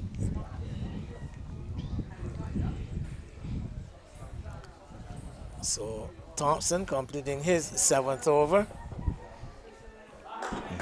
He just has one solitary over left. It'll be interesting to see if Romero Stoke uses him. Francis to continue.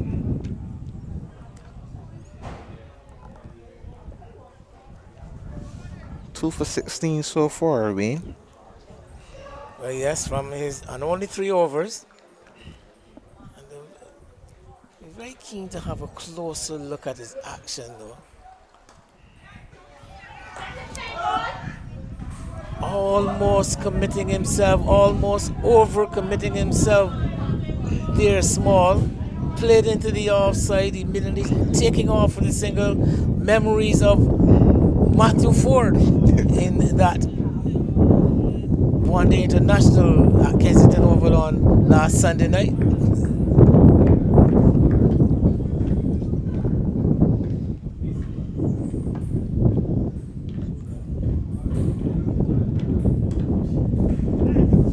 Down the track, ball ricocheting off the hand of the bowler. Still can't score. Stout is at mid-off.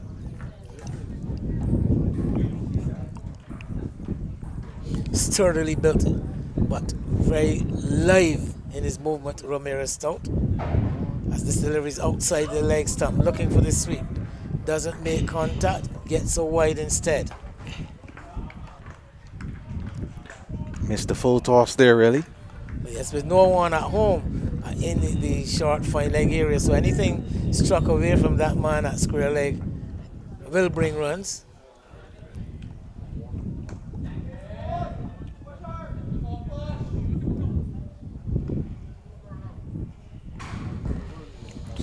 Just a single. The runs required have dropped under the 100-run mark. Just need a further 94. But what the innings requires, though, is a partnership with those 3 wickets going down as quickly as they have.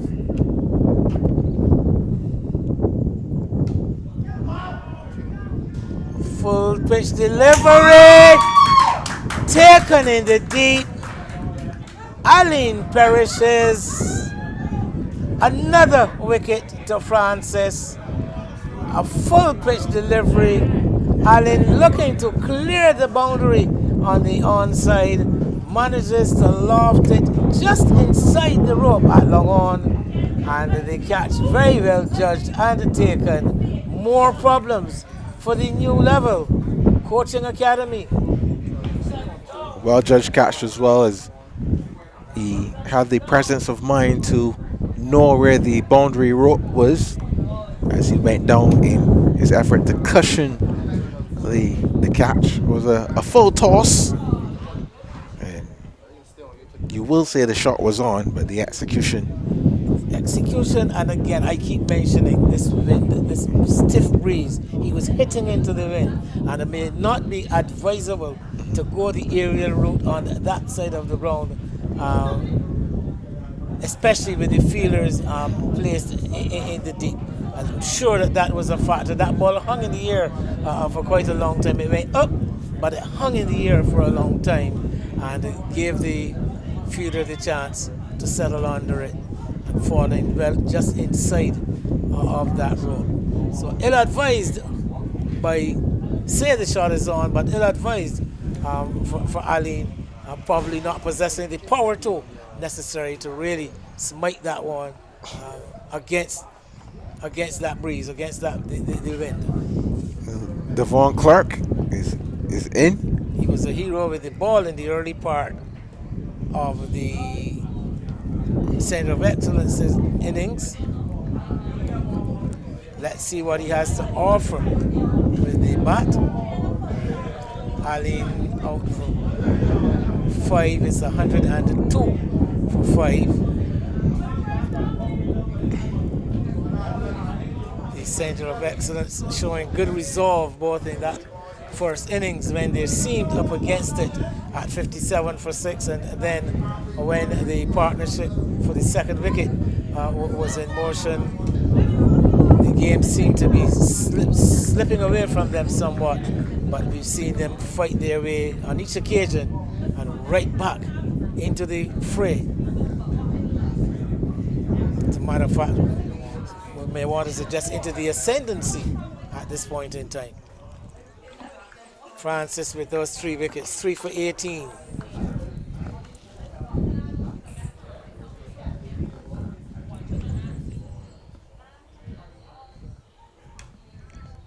Full toss, stroke through the onside. They come back for a second. For the second run, and again, we see our batters prepared to take on the arms of the fielders in the deep.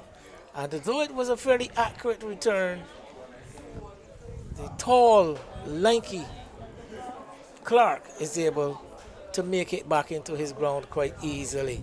Another over has been completed, that being the 24th of the innings, and the new level coaching academy after 24. 104 for 5, still some 92 runs away from a place in the final at Kensington tomorrow. Looking at that run though, Wayne, one of the things I noticed with Clark, he didn't really ground his bat. I think I saw Small did it too in his attempt to get back in a run he attempted in the previous over. So that may be something these two batsmen have to be very mindful of, grounding your bat when you're sliding the bat over the crease. But part of the basics, as it's going to be Curtin to return for a second spell outside the leg stump, swept away into the deep backward square. Clark seems to be in a running mood.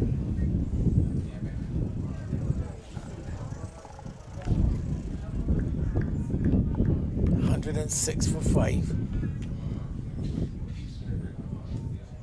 Right arm off spin key on Curtin. And coming onto the front foot, stroking this delivery square on the offside is Small. Zari Small. Small man. Goes onto the back foot, tickles it into the onside immediately off for the single. Lots of space on that leg side. The long on and the mid wicket in the deep. Then there's the short, straight mid wicket, and a man very much on the 45. An odd shaped ground, the windward ground. Kwame, if you notice, where we sit, we are seeing the fielder here with. From our angle, it seems as if he's rather square. Mm-hmm. But then when you see where the umpire standing up square, you know that there's some oddity about the shape of the ground. Short delivery, hit in the air through mid-on, only for 1. The long on comes into field. And you also notice it a lot when you're looking at the fielder at mid-on and long on. He almost seems from our position to be an overhead fielder, when in fact he is on the onside of the pitch. Onto the front foot, played away, square. They go for a very, very sharp single. That ball not picked up cleanly by the man at short third. The ball just falling a couple of feet away from him, but again, because he was on the ground and not in a position to release the ball, Clark very, very quick to seize on the opportunity for the single. And looked like Thompson, that was the fielder there. So that over, quickly getting through that over Curtin too. 109 it is for 5.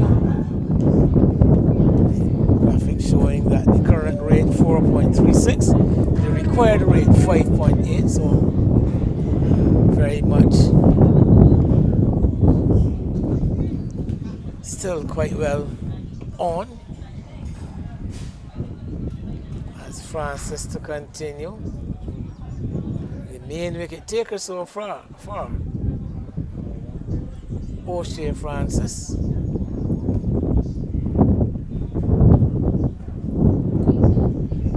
Outside the leg stump, swept away by Small. The ball is running up towards the boundary.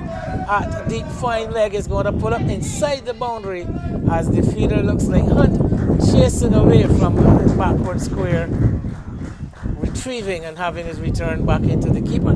So 3 runs to Azari Small.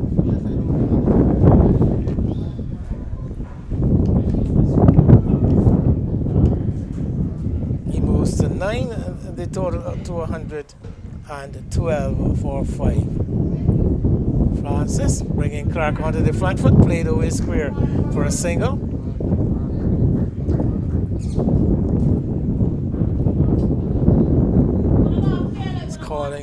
Going to call for level heads on the part of the batting team in particular. Now having lost 5 wickets, not want to find themselves down into too deep into the bottom half too early, with as many as 14 overs left after this. The runs needed still below the balls left, although that gap is closing quickly. Francis outside the awesome, chopped away in the air, wide of the man at backward point. They're going to come back for a second run as Harewood picks it up, sends his return to the keeper. So that delivery outside the off stump and guiding it off the face of the bat. It traveled in the air for a while, but not close to the fielder there at that backward point. I would say bordering on short third. Slight adjustment in the field. Now the man is being placed at short third, and the cover point fielder has been brought around to backward point. The sweeper has come in front on the offside, as this delivery is much fuller delivery. Small comes onto the front foot, pushes it into the offside for no run. 1-1-5-4-5. Full toss, hit down the ground, in the air. They take 1. They're going to come back for a second run, as again the movement of the center of excellence fielders I detect somewhat labored whenever they move to collect the ball, seemingly to be extra cautious. Let's put it that way, before pouncing on the ball. Here we saw again Clark quite keen to steal a second run.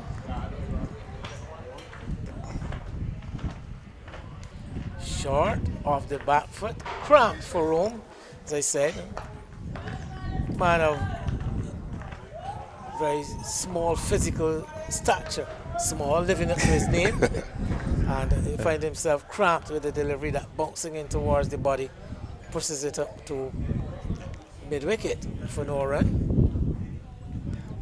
Getting through the overs very quickly here, I must say, the center of excellence bowlers. Now we did see the couple of overs of medium pace coming from Hunt and Tilks, both allowed just the 1 over apiece, a combined 23 runs. And ever since then, Captain Stout has resorted to spin, and more spin. They do another full toss, almost resulting in a wicket. And I think the wind saved them again. And slightly mistiming it also. Yeah. Yes, ball falling into no man's land.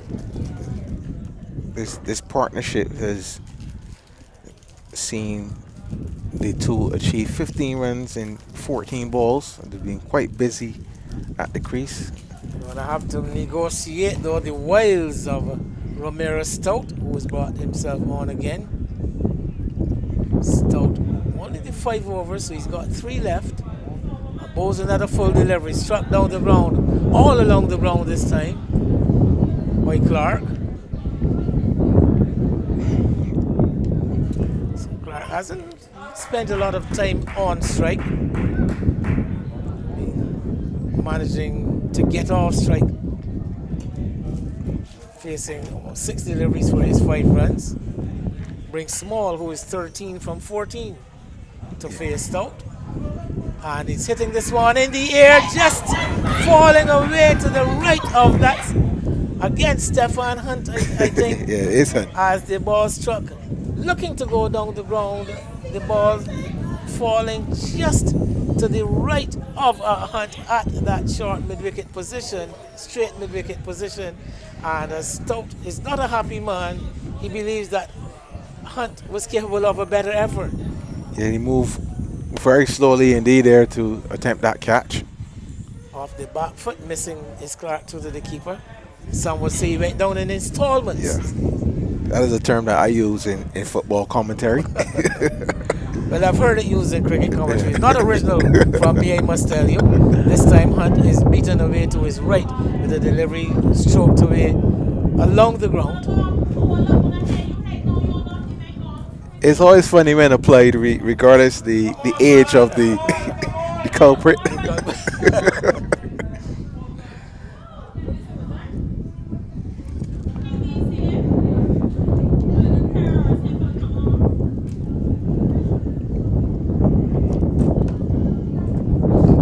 When you say you do cricket commentary, Kwame, Football.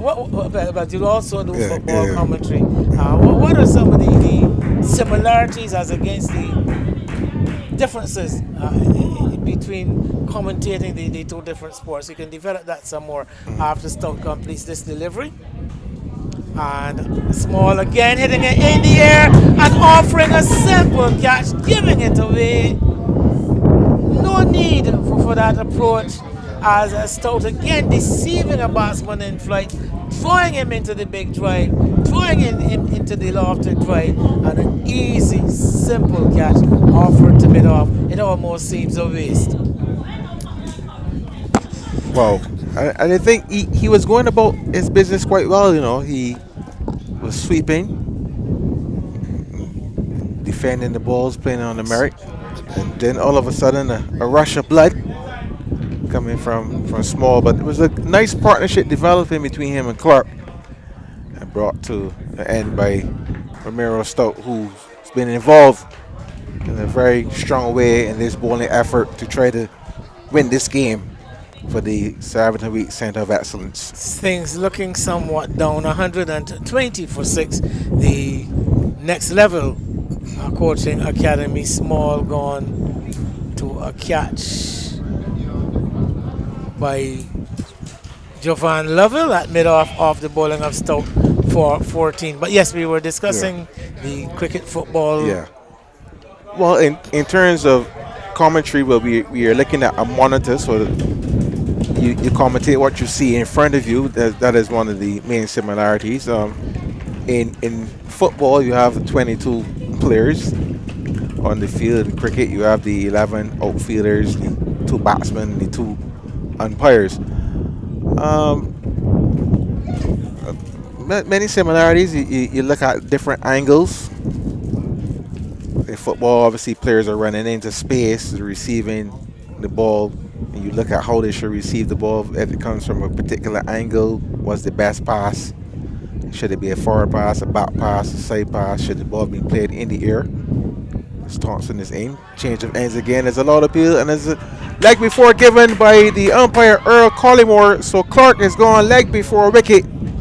Thompson strikes, and main holder of this game has changed for the team in blue. All of a sudden, a flurry of wickets come in at the right time. I did mention earlier with Thompson's line of attack seems to be the stumps and that front pad. And there we saw Clark getting his pad in the way, the bat not coming with it, struck in front, and umpire Colin Moore having little hesitation in making the decision. And as you said, the game, the pendulum beginning to swing very much the cricket, the center of excellence's way. Joshua Thompson coming back for his third spell, his final over, striking with that first delivery. And problems for the next level. I think that's an important point you made there. The captain, Romero Stoke, giving Thompson that last over. There are a lot of overs left, really, to defend, and he used Thompson at this key time to produce a wicket. Going on to the attack at this stage, and looking to pick up wickets, looking to get the job done. You know, sometimes captains can linger and tend to hold their best bowlers back and permit the opposition to gather momentum. But here we saw Stoke going for the jugular, more or less, bringing his key left-arm orthodox spinner back into play. But just to close out that discussion about the cricket, football, you know, I was here mentioning to myself that football a game of a lot more movement. Cricket is much more passive. I think that is a definite difference. I think too, depending on the game, cricket can have a nice even flow to it at times. Football could be a start game, depending if the ball keeps going out of touch, if several fouls are committed. So there are some nuances in that regard. Couple of runs after some hesitation. Close call for I was here chuckling. Devon Clark dismissed.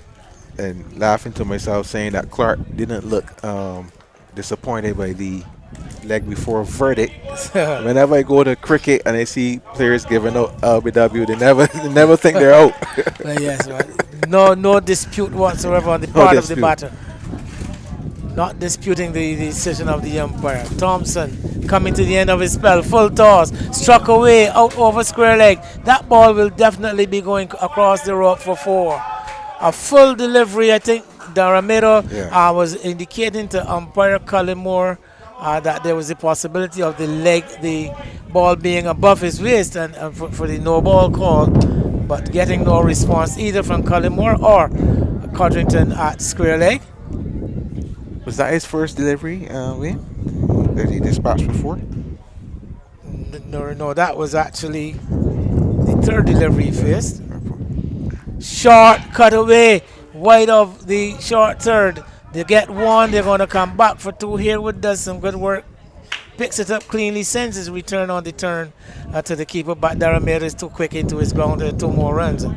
So what I'm saying here is Daramero is 8 from 4.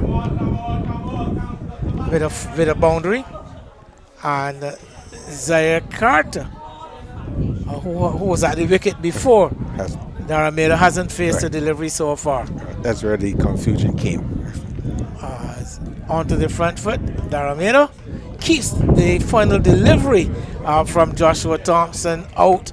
That is the completion of the 28th over, and Thompson 8 overs, no maiden, 33 runs, 2 wickets, has done an excellent job for his captain. It is 128 for 7, and the new level, looking for a hero or 2.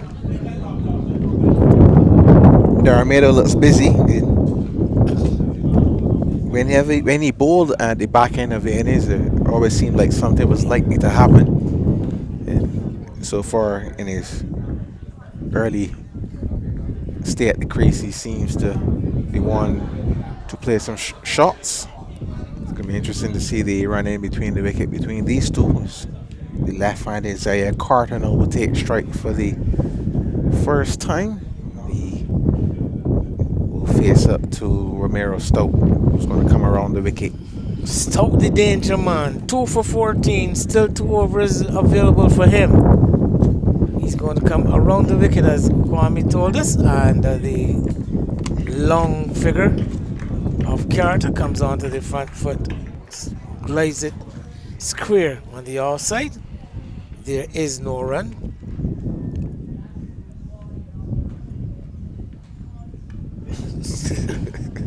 looking to be aggressive there was Carter, but found himself choked as nice generous bounce extracted by Stout. Again, he's onto the back foot, hitting it hard into the ground. It beats the man coming around from cover. The ball is running out towards the deep cover point boundary. The batters stay on 2. It took 3 fielders to field that one ball. Beat the man at cover, beat the man at backward point. The sweeper came coming around eventually was the one who made the... Well, actually, the backward point stopped it, and then the man from sweeper came around and had made the throw back to the keeper. It was Francis who has the number 3 on his back. So. The third of the 3. The third of the 3. Here he is. Off the back foot is Carter, hitting it hard, beats the man in that extra cover. Away to the left of Francis, and over the rope it goes. Ball and man. Very well struck. That ball was hit a lot more powerfully than it appeared initially. Yeah. And Francis, although he was able to get around and get down, he was unable to stop his own momentum from taking both himself and the ball over the rope for 4. The ball beat Hunt again. It was Hunt in the infield. In that extra cover? Yeah, it was Hunt at extra cover. He's normally moved to the first or the closest of the extra covers to the bowler. Short, mid-off, whatever you may call it. Stout is in. Off the back foot again. Slashing it away. This time it goes straight up to the cover fielder. There is no run. So Carter seems to be intent on attack.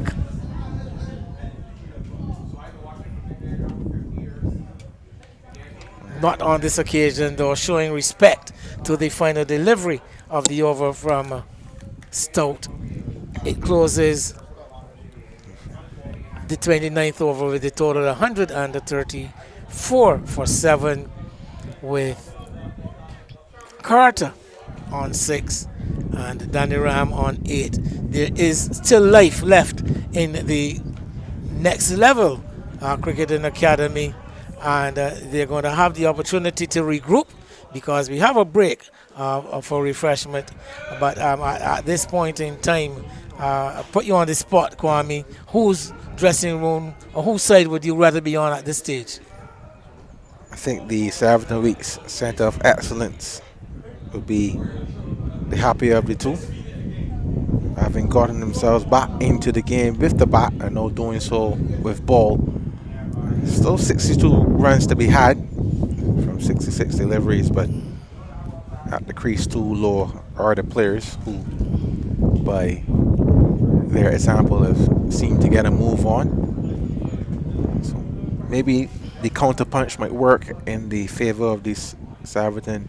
Well, yes, and looking at the bowling for the Everton Week's Centre of Excellence, we see the captain Stout having just the 1 over. Thompson, another one of their key bowlers, has completed his limit of 8 overs, and I think that part of the tactics that the coach of Barry Ford, in discussion with his 2 batters now, I'm sure he'll be telling them, let's see out Stout, because Thompson is finished. Stout has 1 more over, and the O'Shea Francis, the other wicket taker, he has 3 overs. These are going to be the key bowlers. If you can survive against them, then there's every chance. There's still very much a chance for the New Level Academy. To the partnership 14 from 11. So just recap quickly while we gather to get the game restarted after the refreshment break. 196 the target, and the next level coaching academy, Naeem Jones the captain, 36.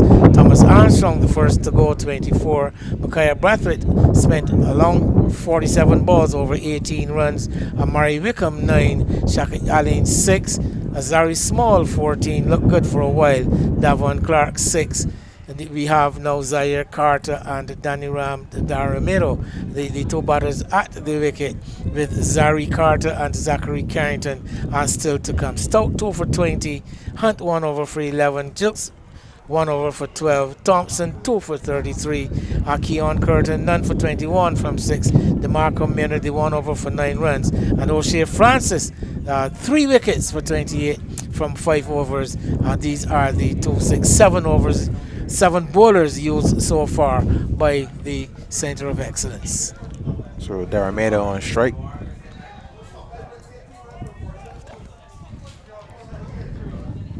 Is that Thompson? No, this looks like Maynard, if I recognize. I think Thompson is actually finished. He's bowled his 8. Yeah. So it may very well be Maynard. Yeah, 8 overs, 2 for 33. You'll probably see it come up on the monitor sometime soon. He's in, and Darameda is beaten. Roping outside the off stump. Trying to see if he played down the wrong line there. More shape to play the ball through the onside. This time this one's hit over cover. And the man at the deep extra coverage position, the Stoke in.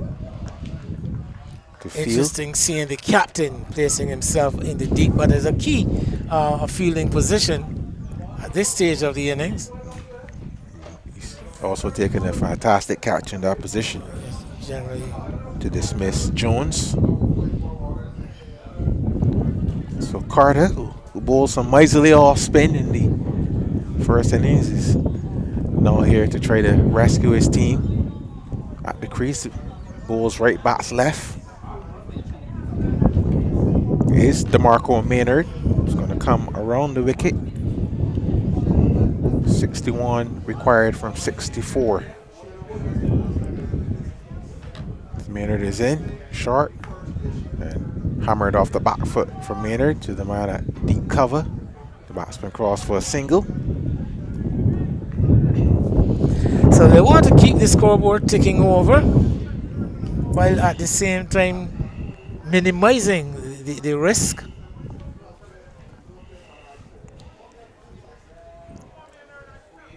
Darameda in strike. Maynard is in. Slow delivery, and Darameda is cutting and missing. I think Darameda may prefer a little bit more pace on the ball for what we've seen so far. Maynard is in, and Darameda is beaten again. He's playing it as if the ball is pitching and leaving him. Not for the first time. Not for the first time. Let's see where that back foot is going. Is he actually going towards the line of the ball or just pushing away from his crease? Yeah, he doesn't seem to be moving across the stumps either. And this time he gets behind this one a lot better, but he tried to drag the shot and hits the ball straight to the man to cover. The over completed, and the score at the end of it.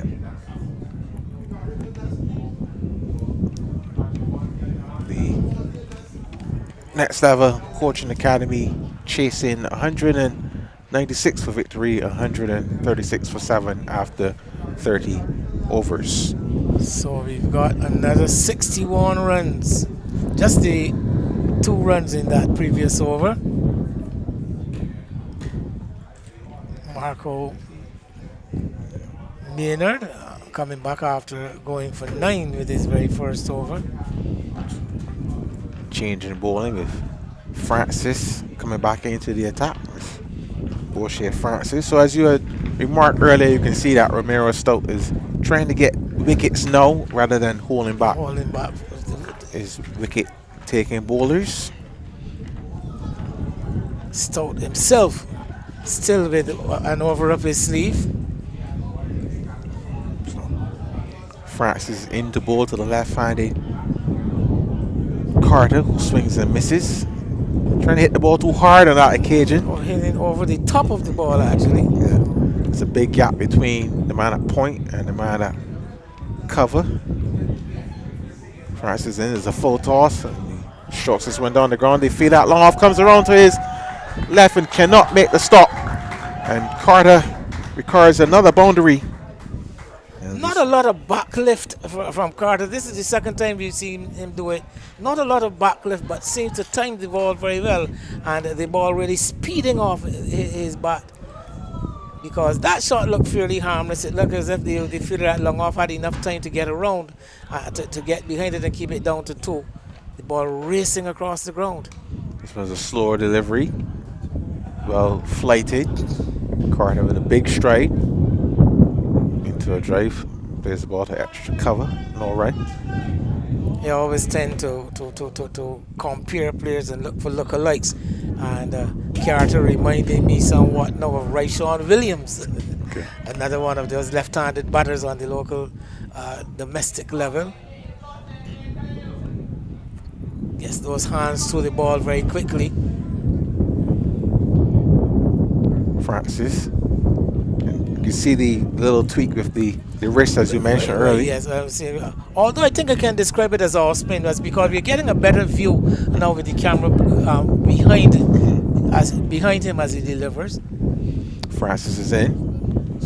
A full delivery and driven to the man at cover. Again, that ball traveling quickly off the bat. And strangely enough, he didn't seem to middle it.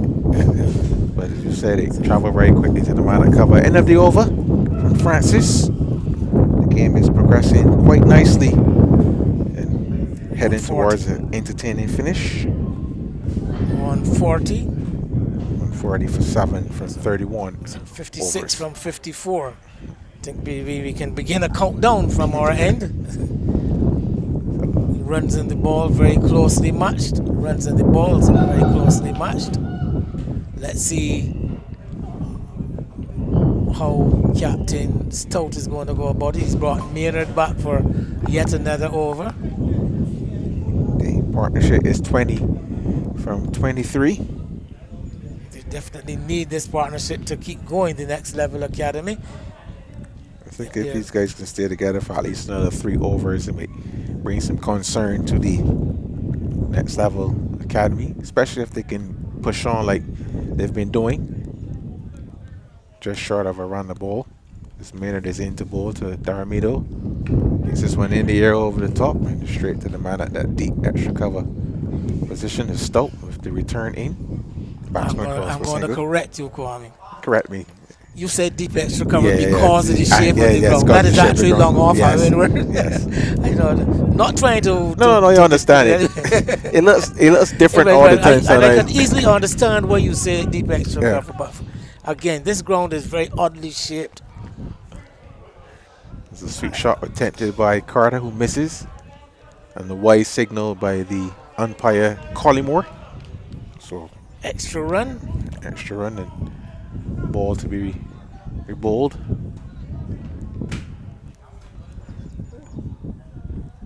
Maynard is in around the wicket. Carter late on the shot. Didn't seem to know where it went, but it's fielded by the man at mid wicket.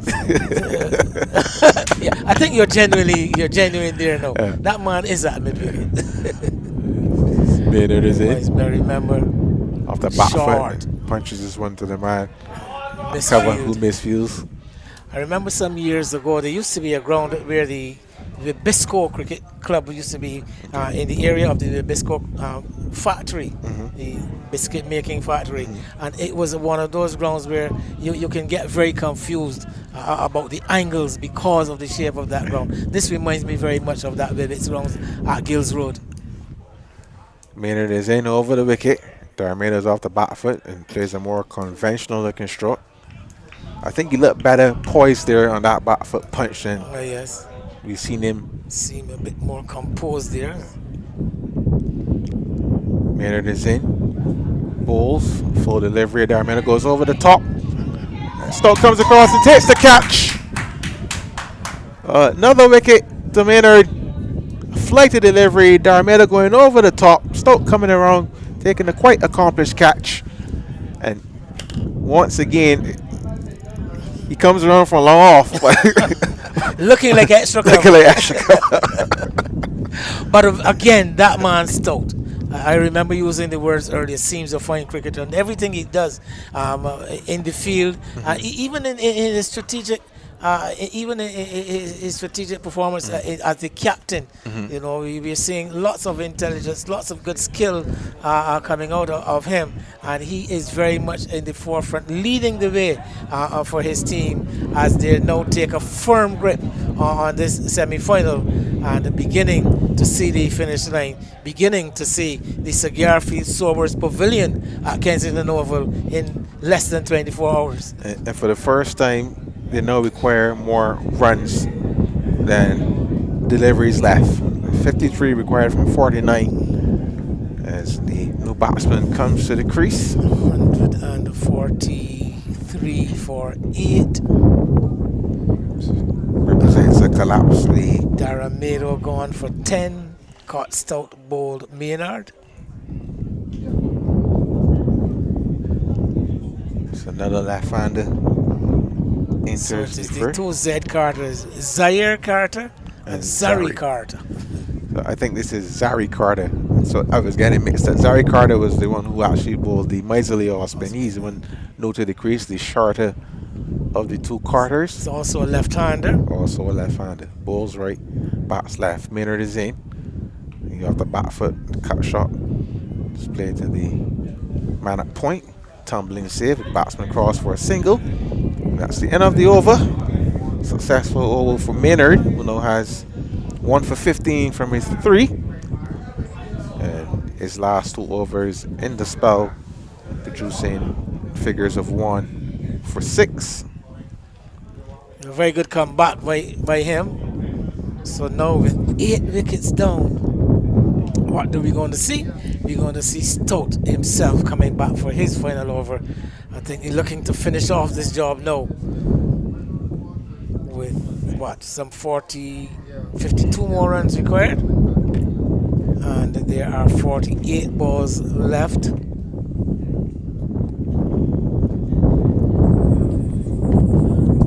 Stout opting to bring himself back into the attack. This will be his 8th and final over if he needs the whole over.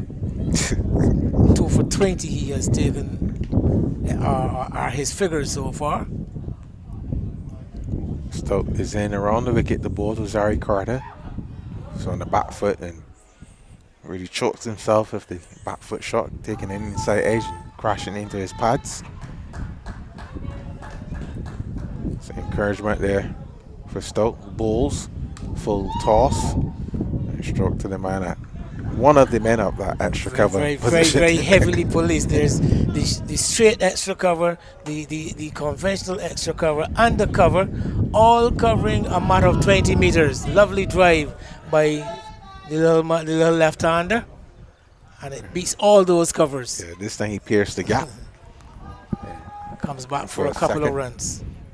146 for 8. 50 runs required. Run rate heading up towards 7 runs per over. Run rate required.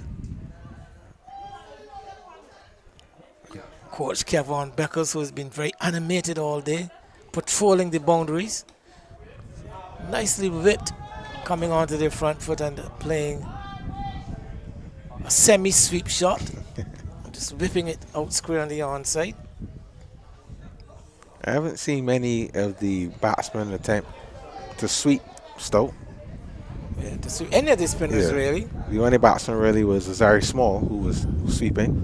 It was a full delivery. And Looking for the sweep. There we see the shot. You've brought it out. You've also brought the finger of umpire Codrington up, the index finger, as that Carter, that's the Zaire Carter, looking for that sweep shot that we've been talking about, missing, struck in front and given. Probably that's why the trajectory of the ball was straight. And Zaire Carter going right across the line. And as you said, umpire Codrington is the man who takes his time in making those adjudications, and he delivered that one pretty quickly. So it must have been very plumb. So, last man, another Z, Zachary Carrington, making his way to the middle.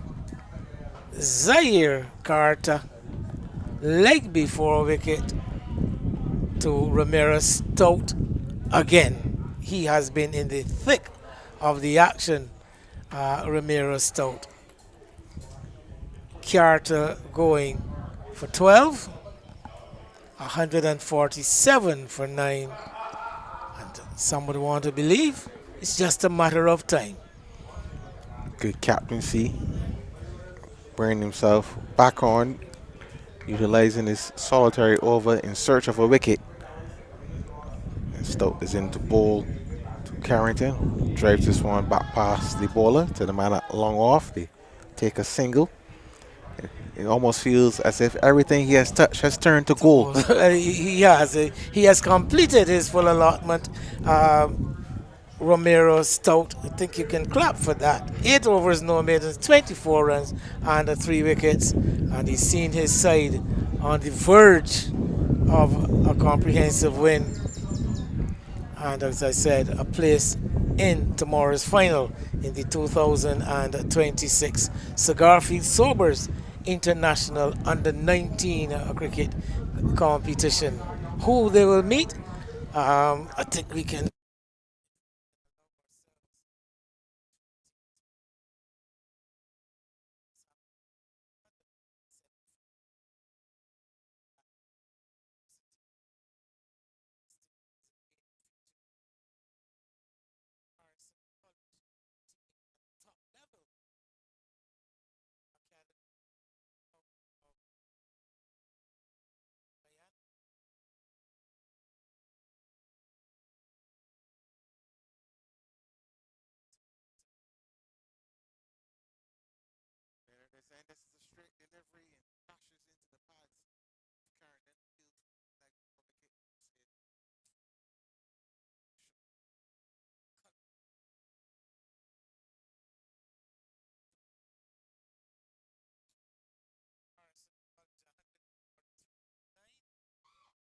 For them, playing back to a straight delivery. Carrington misses. Maynard has his man. That's the end of it.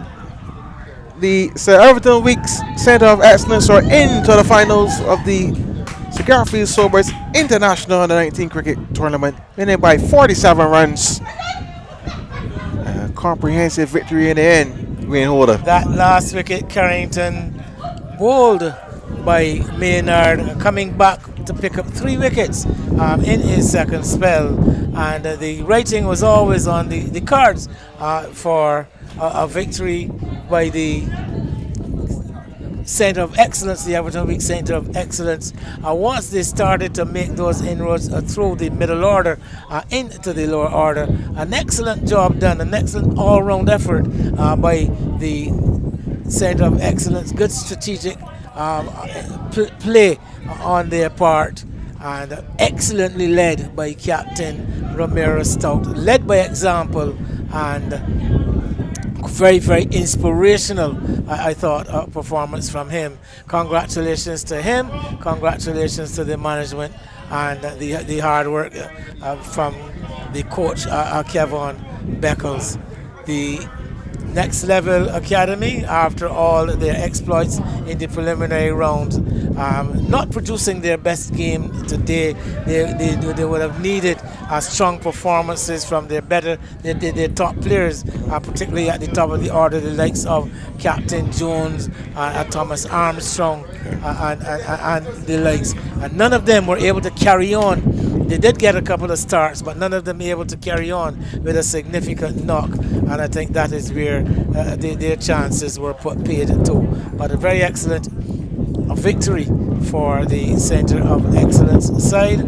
I was about to comment on what has been transpiring at UE between the Harrison College and the Top Level Academy, and I can report to you just seconds ago, as happened here, the Top Level Academy actually getting home by some 4 wickets with 13 balls remaining. 144 for 6 they made in response to 143 for 9 made by Harrison College, who batted first. So tomorrow the grand final will see the Top Level Academy coming up against the Sir Everton Weeks Center of Excellence 11 in the 2026 final of the tournament. Congratulations to both of them. But of course, there's still that one last hurdle to get over. A good day of cricket, Wayne. Fantastic innings from Ronaldo Bourne with 82 in the first innings to really set a meaningful total for the next level coaching academy. He was ably assisted by Sariq Jilts, who was in the end run out for 49. But a valuable partnership indeed, which took them from 57 for 6 to 182 for 7.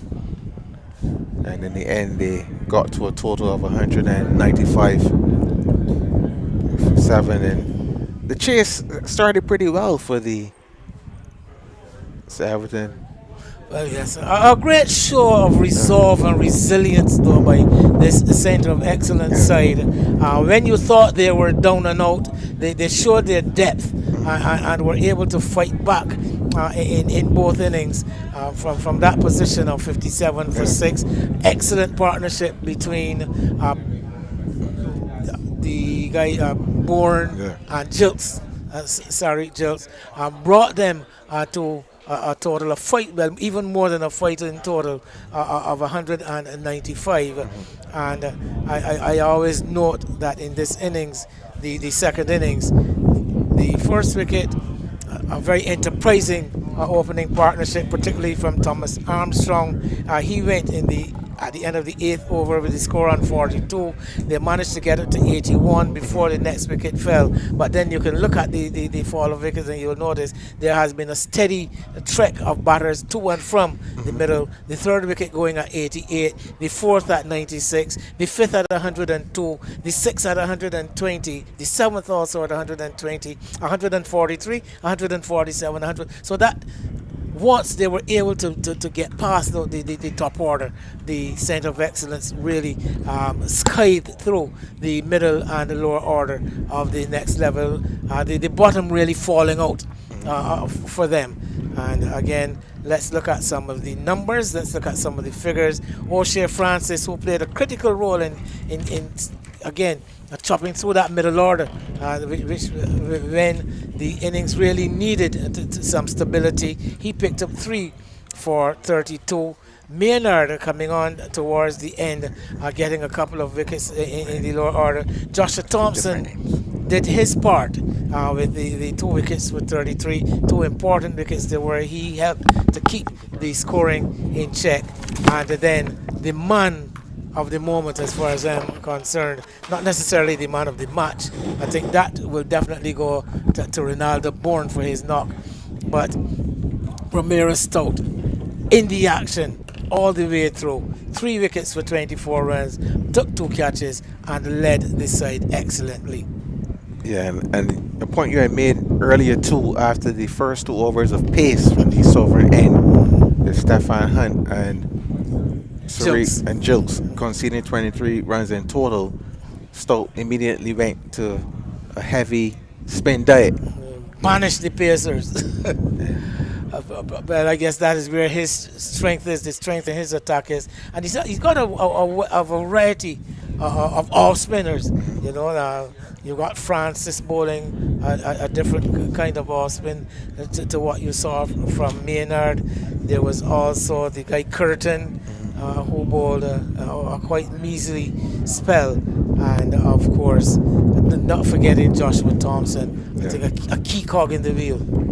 I think Thompson really came in at a time where they needed to curb the scoring, and he bowled some wicket taking deliveries too in the end. I was really impressed with the way that Stout manipulated his bowlers. You know, sometimes we tend to be fairly simplistic. The man is bowling well, don't take him off. But of course, you've got to strategize. You've got to be able to get back to these matchups again. Not necessarily left hand, right hand thing, but it's all to do with which particular batter is bad and which bowler do I want bowling at this particular man. And those kind of considerations do come into it from time to time. And I thought that he really manipulated the resources he had very, very well. The field placing too, the 2 extra cover positions, that The that extra worked. extra cover. The extra cover, that worked well. Very well. And it meant that you were bowling, you were playing to a plan. He asked his